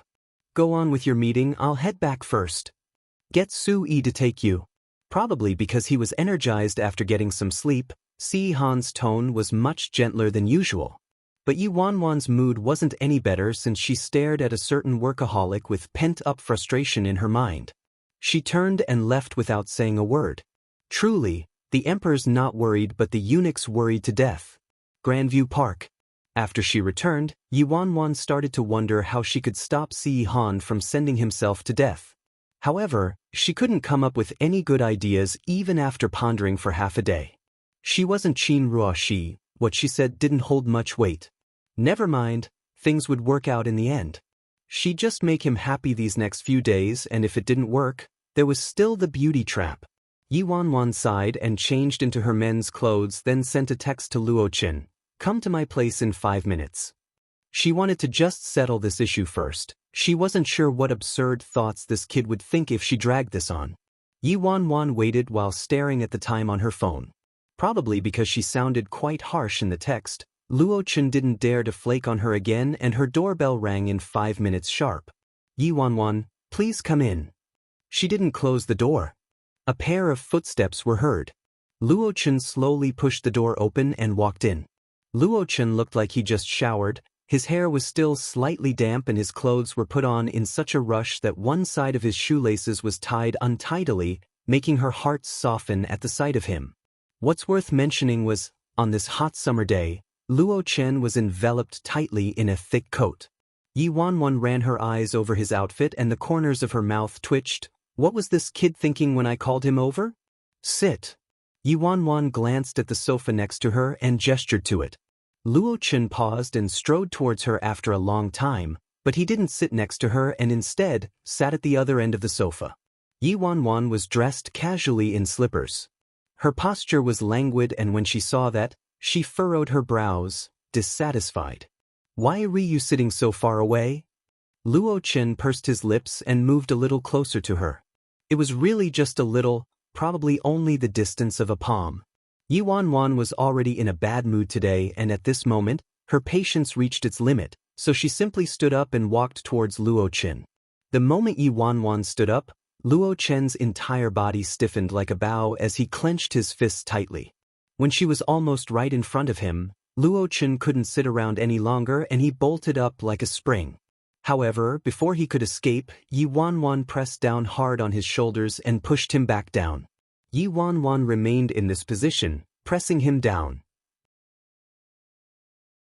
Her eyes narrowed as she looked at him condescendingly with a cold glare.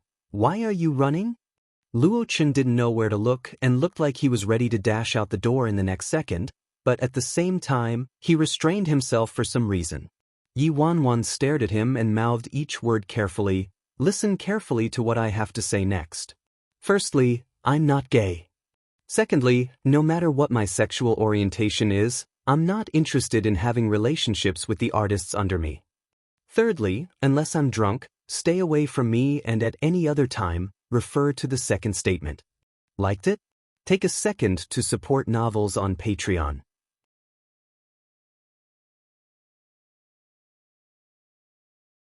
Yi Wanwan's gaze was locked on him, preventing him from escaping her gaze.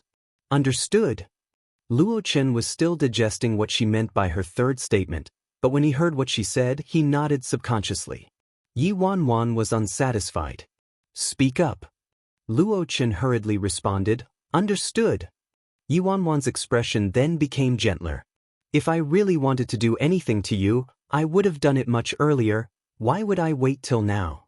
What I see in you is your real value. I know many managers are akin to pimps. Not only do they have unspoken rules with the artists under them, but they even make their artists drink and sleep with them.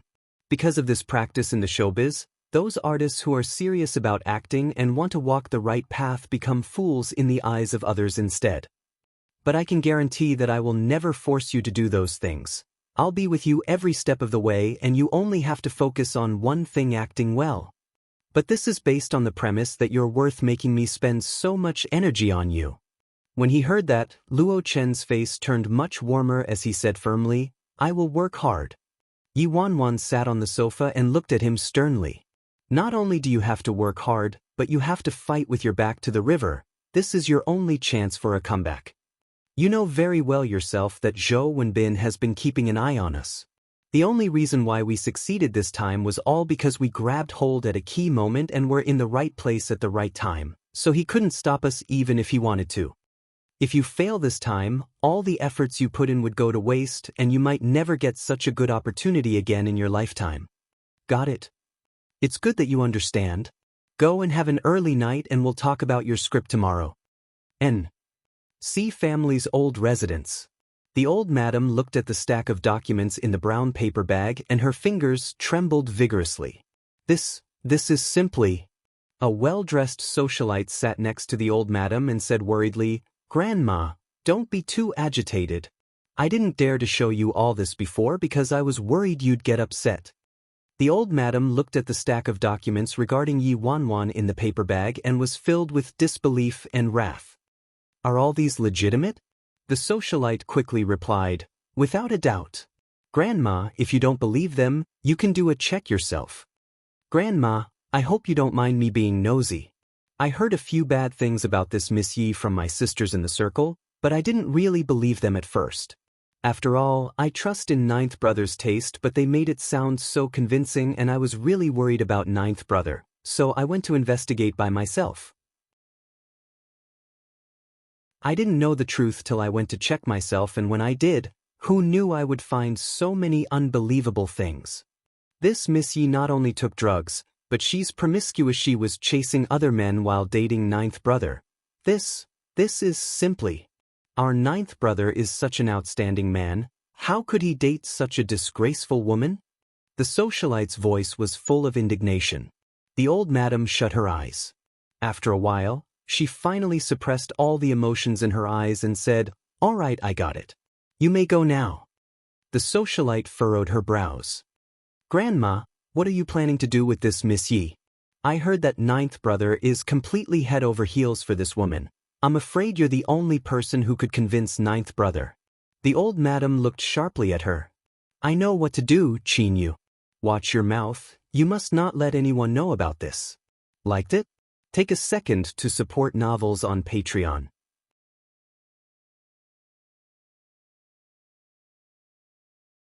Grandma, Qin Yu understands. We shouldn't air our dirty laundry in public. The socialite wanted to say more, but she was worried that going too far was as bad as falling short, so she bid farewell to the old madam and left obediently. After the socialite left, the old madam recovered her calm countenance. "Old Zhong, go get someone to investigate." She knew her grandson wasn't someone who was reckless, so she didn't ask about Yi Wanwan's identity and past, even when she knew her family background differed drastically from Si Han's. She didn't mind, as long as her grandson fancied this girl, this weary, old body would go all out to support his decision. But on the premise that this woman was true towards Audiobook. She would not easily trust an outsider's words, but she had to find out the truth behind this. Since she knew about the rumors, she couldn't sit by and do nothing. "Yes," the old housekeeper replied. During the gradually deepening night, the old madam couldn't sleep the entire night. The next morning, the housekeeper placed the information he gathered in front of her as fast as he could. "Old madam, I already sent people to check. Once a person comes in contact with the kind of drug Miss Qin Yu stated in her report, he or she would be addicted for life. Miss Yi has been living in Jean Garden these 2 years. According to the private doctors in Jean Garden, they did a full body checkup on Miss Yi and everything was normal. There was no sign of that drug in her body, so it was most likely a rumor." The old madam's expression relaxed slightly and she indicated for him to continue. Thus, housekeeper Zhong continued, "As for her promiscuity, it's completely baseless. Miss Ye's social circle is very pure, it's just that." "Just that what?" "Just that it was true that Miss Yi had a fiancé before she met Ninth Master, but we can't exactly say that Miss Yi betrayed Ninth Master since she didn't choose to be with Ninth Master willingly."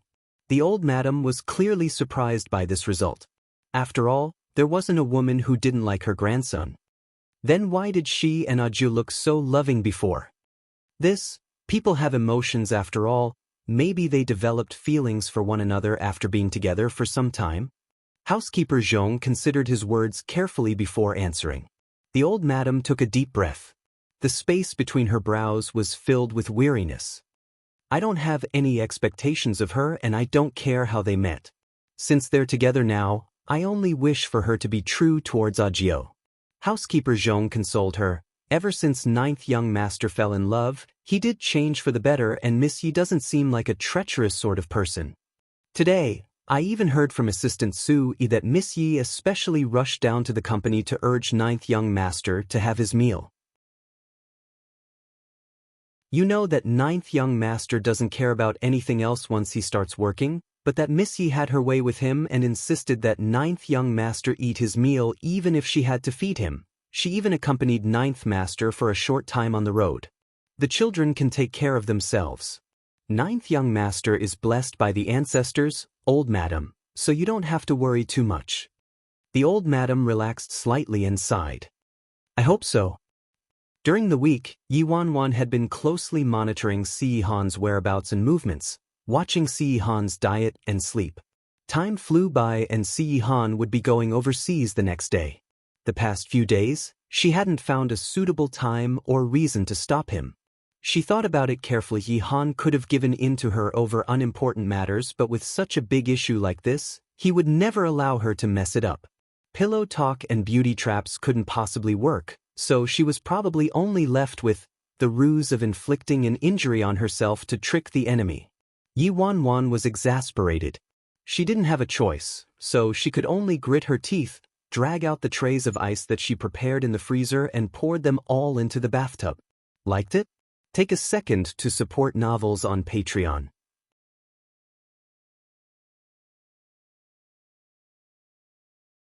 Yi Wanwan soaked in the ice bath for almost half a day before crawling out of the bathtub, freezing and shivering.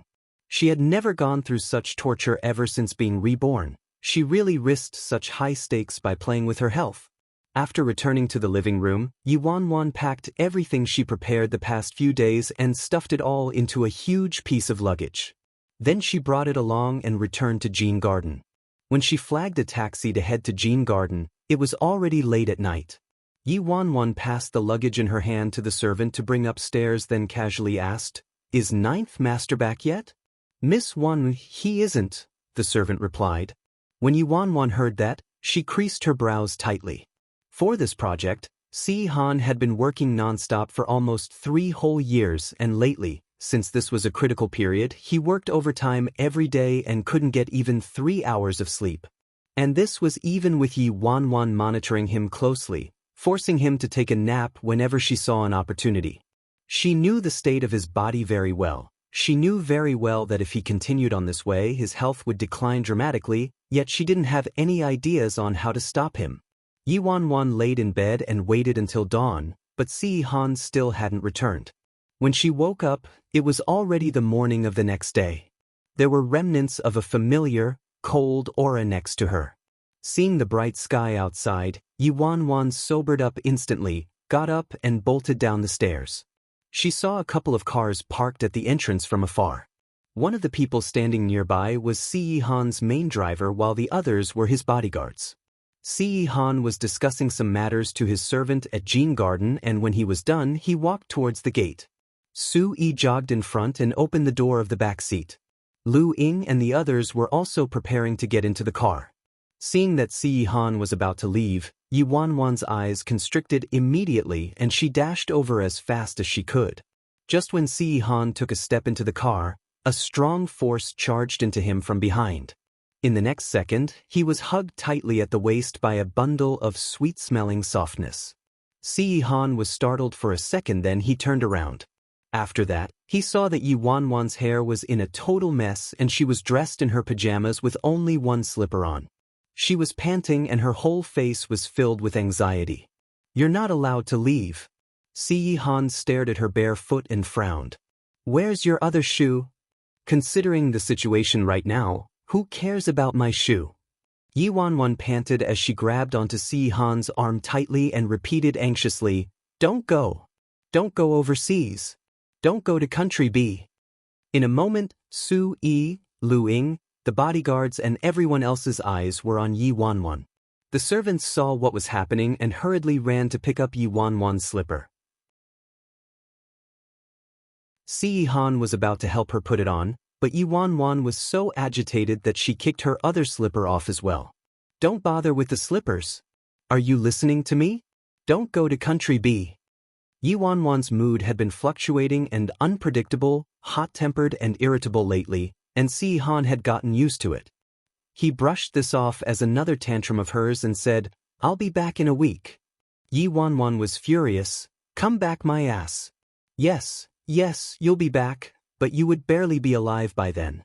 Yi Wanwan whimpered and glued herself to him. No leaving, no leaving. I'm not feeling well. It's torture. Are you just going to leave me alone here?" Si Han knitted his brows. "Where are you feeling unwell?" Yi Wanwan replied instantly, "I feel faint and my vision's blurry, my limbs are weak, and I can't even breathe properly. It must be a fever." Liked it? Take a second to support novels on Patreon.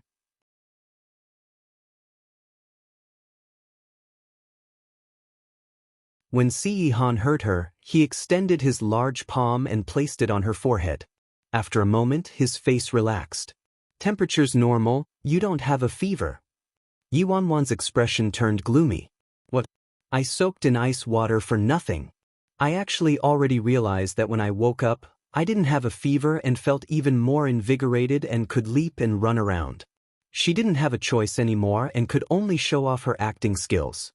Yi Wanwan immediately protested, "Nonsense, why do I feel so uncomfortable then? Your hand isn't accurate at all. Why? You just want to leave. You just want to leave me here alone." To be safe, Si Han took a look at her, held her wrist up and placed his fingers on it. Yi Wanwan looked at Si Han's actions and was stunned, completely dumbstruck. Damn, since when did he learn how to take somebody's pulse? Yi Wanwan swiftly withdrew her hand, but Si Han had already roughly taken her pulse and knew she was fine. He said with a slight annoyance, "No messing around. Great White's in the backyard, go play with it." "Oh, Great White. Great White's back? And he's in the backyard?" Yi Wanwan forced herself to resist this huge temptation and gritted her teeth. Then she clung to Si Han's waist, unwilling to let go. "I don't want to. I don't want to. I don't want Great White. I want you. I want you to accompany me." Si Han was a little surprised and his heart inexplicably softened. "Did you have a nightmare?" Yi Wanwan's little head buried in his chest as she nodded repeatedly. "And I had a nightmare. I had a very, very scary nightmare. I dreamed that you were in danger during your trip to Country B, so can you not go?" Si Han caressed her hair. "It's always the other way around in dreams." Yi Wanwan exclaimed anxiously, "But it was very real. I remember every image and every detail very carefully. I remember that all of you were plotted against. I remember that you were seriously injured and almost lost your life." At this moment, Lu Ying couldn't tolerate this anymore, so he turned to Yi Wanwan and said, "Miss Yi, I'm afraid you're overthinking. It was just a dream. How could you take it seriously? Master has our protection, so that would never ever happen. Please stop worrying." Yi Wanwan glared at him. "I know you guys are strong, but can you guarantee that there's no one out there stronger than all of you? How can you guarantee that there won't be any sudden attacks?" Lu Ying perceived her words as trying to twist words and force logic on him. His eyes overflowed with hatred. He turned to Si Han and reminded him respectfully, "Master, we don't have much time left." Yi Wanwan panicked, so she stared at Si Han and said, "If you dare to leave, I'll go to the cellar immediately and drink all the alcohol. I'll hit on all the guys and girls in Imperial City once. When you're back, you'll have a whole prairie of Siberia in your house." Si Han. Yi Wanwan tiptoed and kissed his chin, then pulled him towards the house. Don't leave, stay with me." After speaking, she got closer to his ear and whispered in a volume only Si Han could hear, "Don't go, all right, let's go back into the house, we'll do some happy things." Si Han's deep eyes immediately turned gloomy. He pinched his brows and stared at a certain little girl ruffling feathers and courting death. "We'll delay leaving for half an hour." Finally, Si Han relented. With that said, he carried the barefoot Yi Wanwan and walked towards the house. Yi Wanwan whined, unsatisfied. "Only half an hour? Isn't that a little too short?" Si Han, shut up. Liked it? Take a second to support novels on Patreon.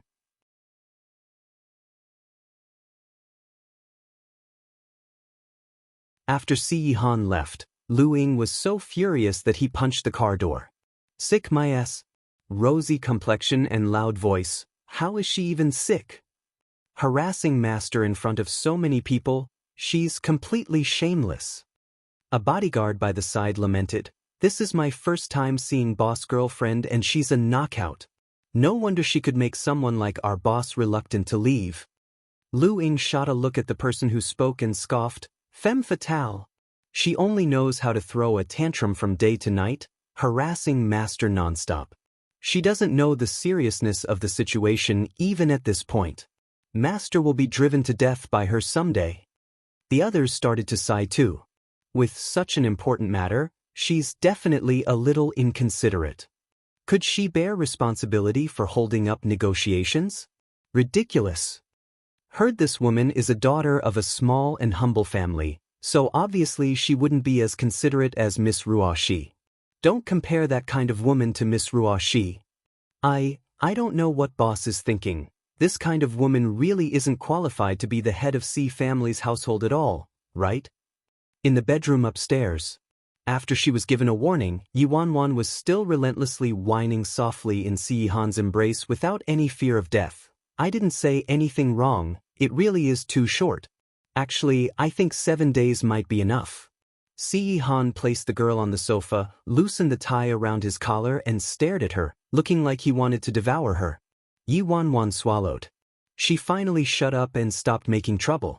Si Han stared at her. Tell me, what are you trying to do? Yi Wanwan exploded in anger. What are you talking about? What can I do? I just can't bear for you to leave. I just don't want you to leave, alright? You're so insensitive. Just go. Go wherever you want. I won't care about you anymore. She thought of 1,000 ways and 100 plans to stop him from sending himself to his death. She froze herself till her bones ached last night and even suffered an insult of femme fatale by his men. It wasn't easy for her, alright? In the end, this bastard didn't even appreciate her kindness. Yi Wanwan took the blanket from the sofa and wrapped herself in it. The girl's depressing voice came from under the blanket.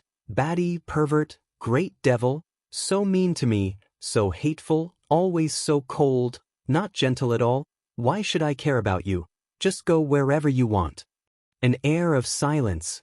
After some time, Yi Wanwan thought Si Han had left, but then she felt a strong force removing the blanket. Yi Wanwan instantly grabbed onto one of the edges and didn't let go. Si Han used just a little strength and was able to pull away the blanket from Yi Wanwan. He was about to speak but was unexpectedly faced with the girl's tearful little face. Yi Wanwan hugged her knees and wiped her face with her hands, then asked, expressionless, "What's the matter? Why haven't you left yet?" Si Han pursed his thin lips as if he was facing a great crisis or difficulty and stared at her, unmoving. A long while later, the man finally said, "Other than this request, I can agree to anything else." Yi Wanwan paused when she heard that, then she turned her head slowly towards him. "Anything?" Si Han replied, "Yes." Yi Wanwan thought about it. "Then I want to go with you." Seeing that Si Han remained silent, Yi Wanwan acted up again and buried herself back into the blanket. In the next second, Si Han said, "All right."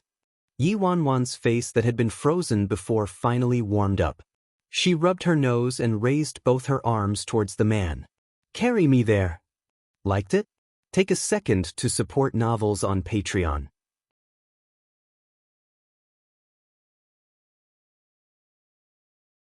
Si Han turned to the girl who had both her arms raised towards him, and in the end, he obediently walked over, picked her up and placed her on the bed. Yi Wanwan swiftly changed into her clothes, packed her luggage and dragged it to the wall. Meanwhile, downstairs, "What did you say? That woman's coming along with us?" Upon hearing what Su-yi said, Lu Ying's face was filled with disbelief. Didn't expect that this woman would come along on this trip to harass Master when she couldn't stop him. She's totally outrageous. Su-yi coughed lightly. "Cough, yes, for the sake of convenience. We probably need to get a few female bodyguards." Lu Ying was enraged. "This is absurd. It's such an important matter. What are we bringing a hindrance of a woman for?" Su-yi sighed. Don't talk so badly about her. Do you want to be scolded again?" Ninth Master made up his mind, so no matter how much you dislike her, she's still the 1/9 Master's chosen. If it wasn't for the fact that she's the 1/9 Master's chosen, do you think I would have tolerated this up till now? Lu Ying's face was filled with rage while Yi Wanwan happily hooked arms with the Master and walked out of the house with a fresh outfit. There were also 2 bodyguards by the side, dragging her luggage for her. Yi Wanwan had a little pink carry-on, a larger piece of luggage and an extremely large black luggage that was approximately 30 inches large that she brought over from her apartment the night before. After bringing the pieces of luggage down, everyone raised their brows at Yi Wanwan's various pieces of luggage, especially that shockingly huge one. She brought so many things. Is this big missy going on a holiday? Yi Wanwan couldn't care less about the looks from those people and warned, without a change in her expression, "Everything here includes my precious clothes and makeup. They have to be protected well, so don't lose them. Especially the black one." "Yes, miss." The bodyguards coughed lightly. Lu Ying jogged up to them and turned to Si Han anxiously. "Master, the journey is long and the road conditions are bad. If we bring Miss Yi along, I'm afraid there'll be many delays." What he really meant was that Yi Wanwan would obstruct them. Yi Wanwan hugged Si Han's arm, pursed her lips and gave a sidelong glance at Lu Ying. "I have my boyfriend to take care of me. Don't you think you're worrying a little too much, huh?" Lu Ying was exasperated. "Master's going on an important business meeting this time. If you really care about Master, you shouldn't be giving him trouble now. Before he could finish, Si Han shot him an icy glare. Lu Ying. Having received his master's warning, Lu Ying clenched his fists tightly and didn't make a sound. Seeing that Si Han was standing by her side, Yi Wanwan raised her head. She thought Lu Ying hadn't been triggered enough, so she kissed Si Han on both cheeks. As long as Lu Ying was angry, she'd be happy. As expected, once Lu Ying saw her shameless act, he immediately became even angrier. Yi Wanwan smiled wryly, curled her lips and glanced at Lu Ying before saying faintly, "I think you should just be worried about yourself. I have nothing to do, so I'll read your fortune. You'll meet a bloody calamity on your first day in Country B. You'd better be careful." In her previous life, this incident involving Si Han getting robbed was a huge deal. After Si Han and the others returned, Yi Wanwan learned about everything that happened, including all the details, from their conversations. From her memory, she recalled that Lu Ying got into a fight with someone on the first day they arrived in Country B for some reason. He even ended up breaking his head. Lu Ying perceived this as Yi Wanwan cursing him. He got so mad that his lungs nearly exploded. Liked it? Take a second to support novels on Patreon.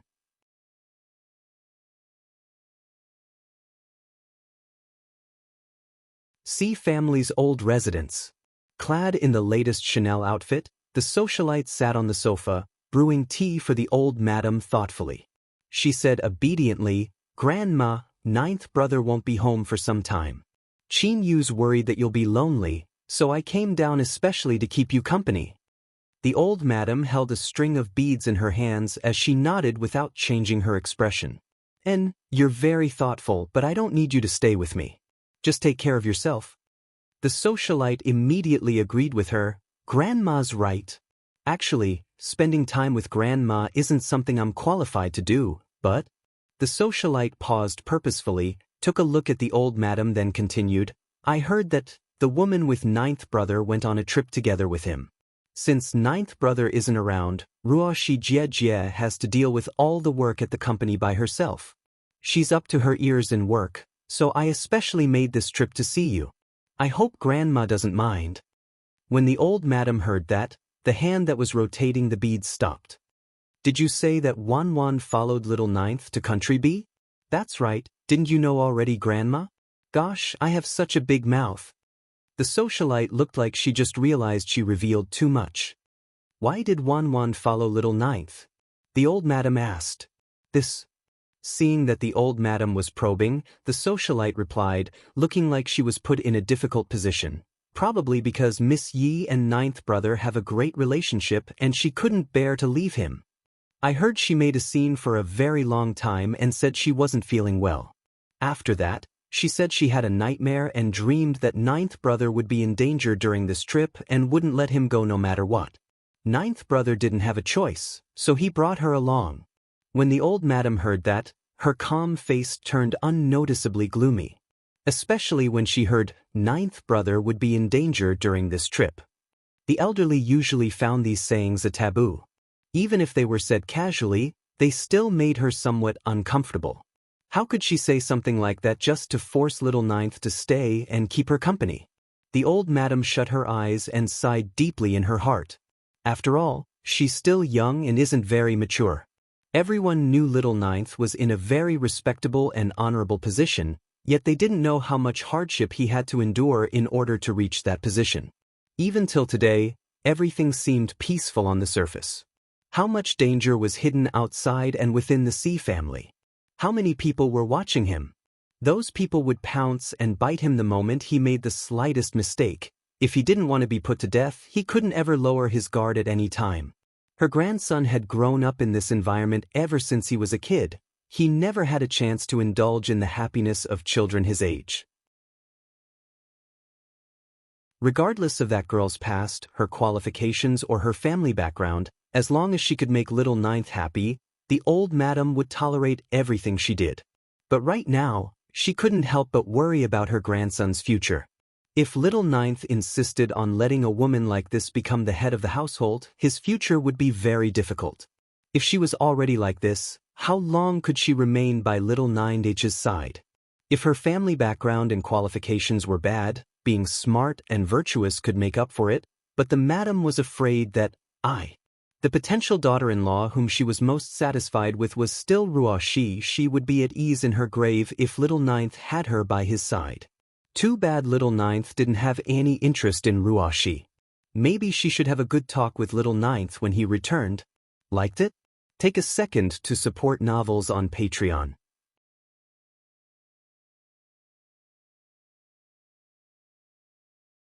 Country B. The private jet landed smoothly on the tarmac. The group of people would head to a hotel for a little rest tonight. Country B was currently politically unstable, so Ce Han and the others couldn't simply fly to their precise destination and had to drive.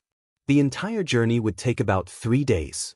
They would be on the road for 3 days and the road conditions to the towns couldn't be guaranteed. Each member of the group was trained and naturally could handle small issues like this. But since they brought Yi Wanwan along, a delicate, pretty and troublesome woman, it was hard for everyone not to feel dissatisfaction in their hearts.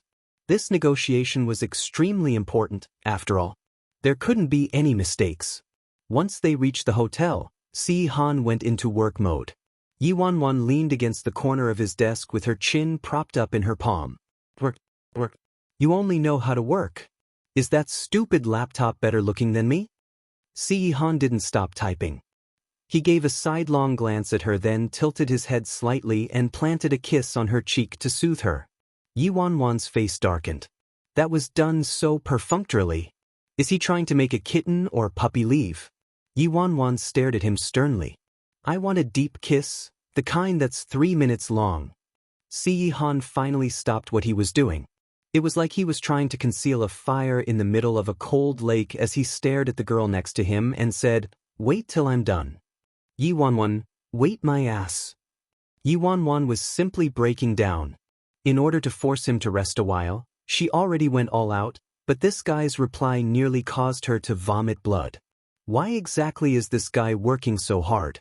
She always thought Ce Han acted like something was chasing after him. But what could possibly threaten the great devil? She could no longer live like this. Yi Wanwan thought that if she stayed any longer, she would die from anger, so she stormed out of the room in a huff. Why is she angry? I wanted to do this to myself. It has nothing to do with her. As she walked to the lobby, Yi Wanwan saw Lu Ying and a group of others. When he saw Yi Wanwan roaming around in the lobby, Lu Ying's face turned completely gloomy. Miss Yi, Country B isn't safe at night. You should remain in the house and not roam around. Otherwise, if something happens to you, we would have to divert our attention to save you. Yi Wanwan was still feeling depressed, so when she heard that, she scoffed instantly.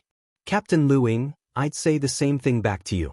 I told you before, you'll encounter a bloody disaster tonight. You better stay in the house and not walk around. It'll be bad if you delay the negotiations and drag everyone down. Tisk, I'll encounter a bloody disaster?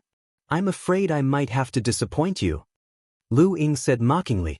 Several other subordinates standing next to Lu Ying also shook their heads and thought what Yi Wanwan said was hilarious. Cough. Miss Yi, the last time our captain bled was 3 years ago. That's right. With our captain's skills, nobody could get close to him, much less hurt him or make him bleed. What bloody disaster! This is simply ridiculous. Yi Wanwan yawned and looked lazily at all of them. I'm very accurate when it comes to reading fortunes. I can't help it if you guys don't believe me. After Yi Wanwan left, the group of people in the lobby started laughing. She actually said our captain would encounter a bloody disaster.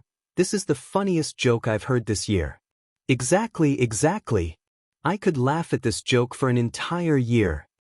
Liked it? Take a second to support novels on Patreon.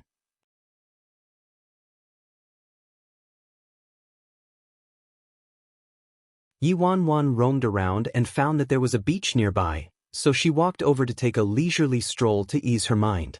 There was a large rock by the sand, so Yi Wanwan hugged her knees and sat on top of it, watching the tumbling waves before her. Suddenly, there was a moment of bewilderment. After she was reborn, She planned to keep pacifying Si-Han, then think of a way to redeem her freedom and lead a life that belonged to her. But right now, without realizing it, her life was more and more intertwined with that person. She was unable to discern and fully comprehend what would happen to her in the future. Yi Wanwan hugged her knees while sitting there and fell asleep unknowingly. Not far off, the phone of the female bodyguard who was hiding in the dark watching over Yi Wanwan suddenly rang, and she immediately reported her whereabouts dutifully. Very soon, a tall figure walked towards the reef, bent down and picked the girl up. Probably because she sensed a familiar aura, Yi Wanwan snuggled into the man's embrace naturally and mumbled, "Too much, he's too much. Does he want me to be a widow?" "I won't," the low, hoarse voice replied. In her previous life, if they hadn't gotten a divorce, she would have ended up becoming a widow. The next morning, Yi Wanwan realized that she was in the hotel bed when she woke up. Si-Han wasn't by her side. He probably went off for a meeting with that group of higher-ups. Yi Wanwan rubbed her temples, changed her clothes and went down to the restaurant for a meal. Enemies are bound to meet. She had just taken a step inside when she saw Lu Ying and his team of bodyguards eating. After the group of tall and bulky bodyguards noticed Yi Wanwan at the entrance, they stopped eating instantly. Each of their eyes turned to Yi Wanwan. The look they gave her was indescribable. When Yi Wanwan saw this, she raised her brows and turned her gaze to Lu Ying subconsciously. Lu Ying sat in front of the dining table. He was dressed in his usual black outfit and his expression was gloomy. His underlings probably knew their captain wasn't in a good mood, so all of them were completely silent. After seeing Yi Wanwan, everyone's gaze turned towards their captain instinctively. After that, Yi Wanwan followed everyone's line of sight and saw that Lu Ying had a white bandage wrapped around his forehead and there was fresh red blood seeping through it. When Yi Wanwan saw that, her depressed mood instantly improved. She strode in and even picked the seat opposite Lu Ying. Yi Wanwan propped her chin on one hand and admired the bandage on Lu Ying's forehead. Am I seeing things? Isn't this our amazingly skilled Captain Lu Ying who hasn't bled in 3 years? He was actually beaten up and badly bruised. Am I dreaming? Lu Ying's face was darker than the black coffee on the table. He instantly twisted the ladle in his hand in fury. Those bodyguards who were mocking Yi Wanwan last night had their heads buried. They kept coughing one after another and felt their faces burning. Who'd have known what this woman said would actually come true? It's unbelievable. Yi Wanwan looked at those big men acting like quails and chuckled. Now all of you know how accurate my fortune-telling is, huh? How is it? Do any of you want me to read your fortune? I'll give you a 20% discount. Oh, liked it? Take a second to support novels on Patreon.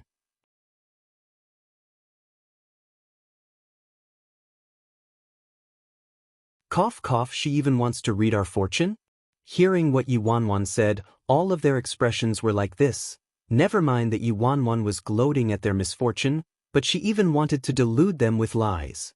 Lu Ying suppressed his boiling rage and said, "Miss Yi, please watch what you say. I was just unlucky last night." A skinny young man with a crew cut standing next to Lu Ying was probably a fan of Lu Ying, so when he saw his captain being ridiculed, his face turned slightly ugly. "Miss Yi, please don't joke about these things." Yi Wanwan was in a good mood and didn't argue with him. She sized him up and asked, "What's your name?" The youth was stunned, then replied, "Song Jing." "Ah." Yi Wanwan continued looking at him, her expression very subtle. Didn't expect that it would actually be him. "Miss Yi, do you have something to say?"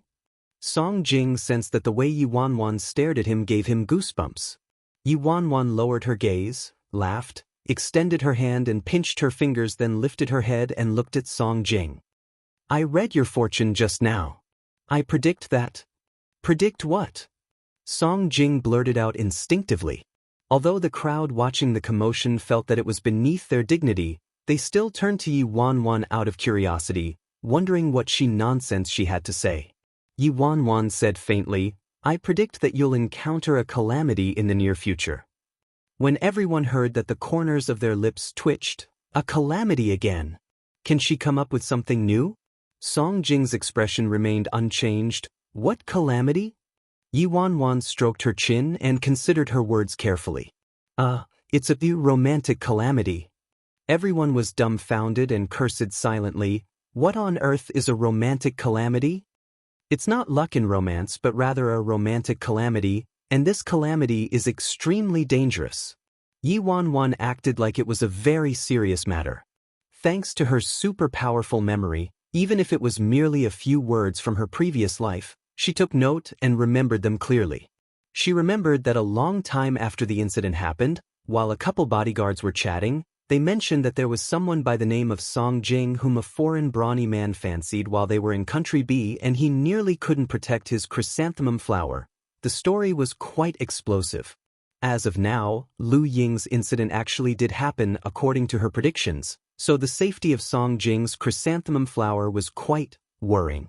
Yi Wanwan cupped her chin and said in a bewitching tone, "I have a way to break the curse. Do you need me to give you a hint? 20% discount." Oh. Song Jing's face darkened. "No need for that, thanks for your concern, Miss Yi." Yi Wanwan showed a worried expression. "You really don't need it? It's very dangerous. It could cause you severe pain." Even though the brawny man didn't get what he wanted in the end, it surely caused enormous psychological trauma. You could tell from Luo Chen's behavior just how serious the impact would be on most straight men. Seeing that Song Jing didn't believe her at all, looking at Yi Wanwan like she was a fool, she could only sigh regretfully and stop pursuing the matter. She left right after eating. When they saw the retreating figure of Yi Wanwan, Song Jing scoffed in disbelief. "Is there something wrong with this woman's brain? She's really a little weird and confusing." The person next to him shook his head and laughed. "But Captain, she was right about that incident," someone piped up. "That's just her dog shit luck. Is there something wrong with your brain too? And romantic calamity? That's extremely dangerous? Who knows what the hell she's talking about?" Liked it? Take a second to support novels on Patreon.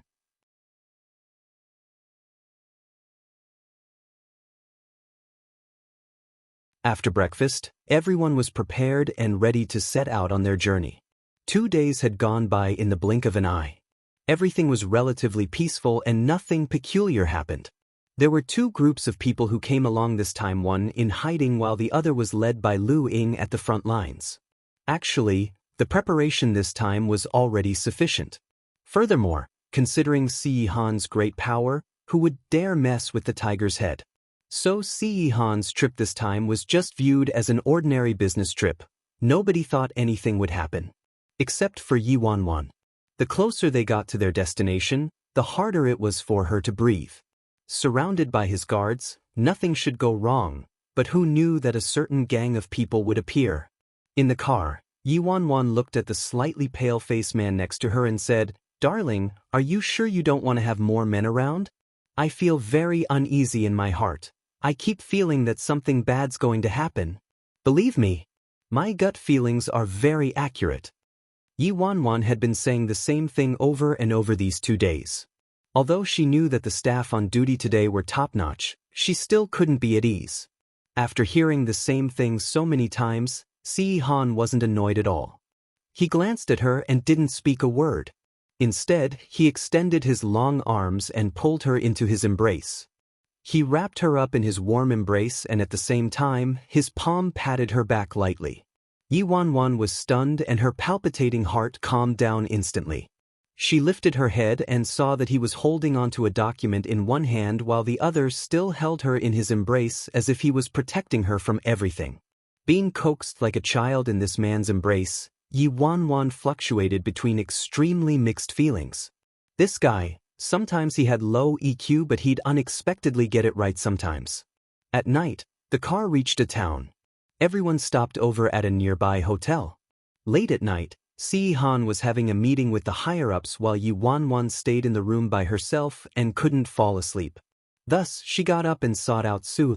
"Miss Yi, it's so late. Why aren't you in bed?" "I can't sleep, I keep feeling very uneasy."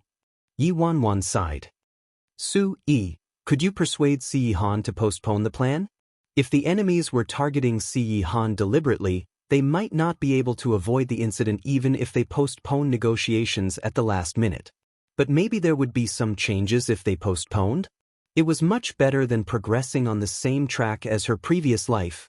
Su-yi knew Yi Wanwan had been pestering his master, saying that something dangerous might happen, so he replied helplessly, "Miss Wanwan, even you couldn't persuade him. My words would obviously be useless." Su-yi then tried to comfort her, "Miss Wanwan, maybe you're just too nervous.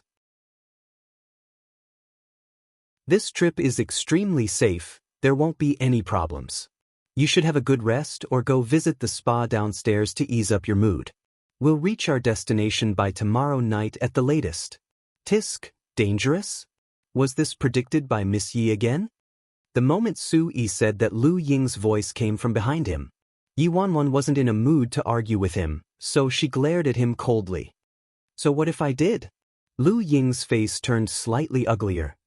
"Miss Yi, I'm showing you respect only because you're one of the master's people, but if you have intentions of doing anything that would ruin or jeopardize the master's plans, don't blame me for not giving you a warning first. You've been spouting nonsense these past few days, trying to cause a ruckus among us.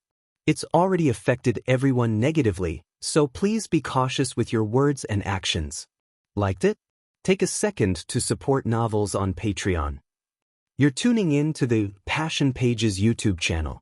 We're so grateful for your support, and don't forget to subscribe to join us on this incredible journey through captivating stories. Your generosity through donations truly makes a world of difference, as it's the primary source of revenue that allows me to expand and enhance this channel for you. Thank you from the bottom of my heart for being a part of this adventure.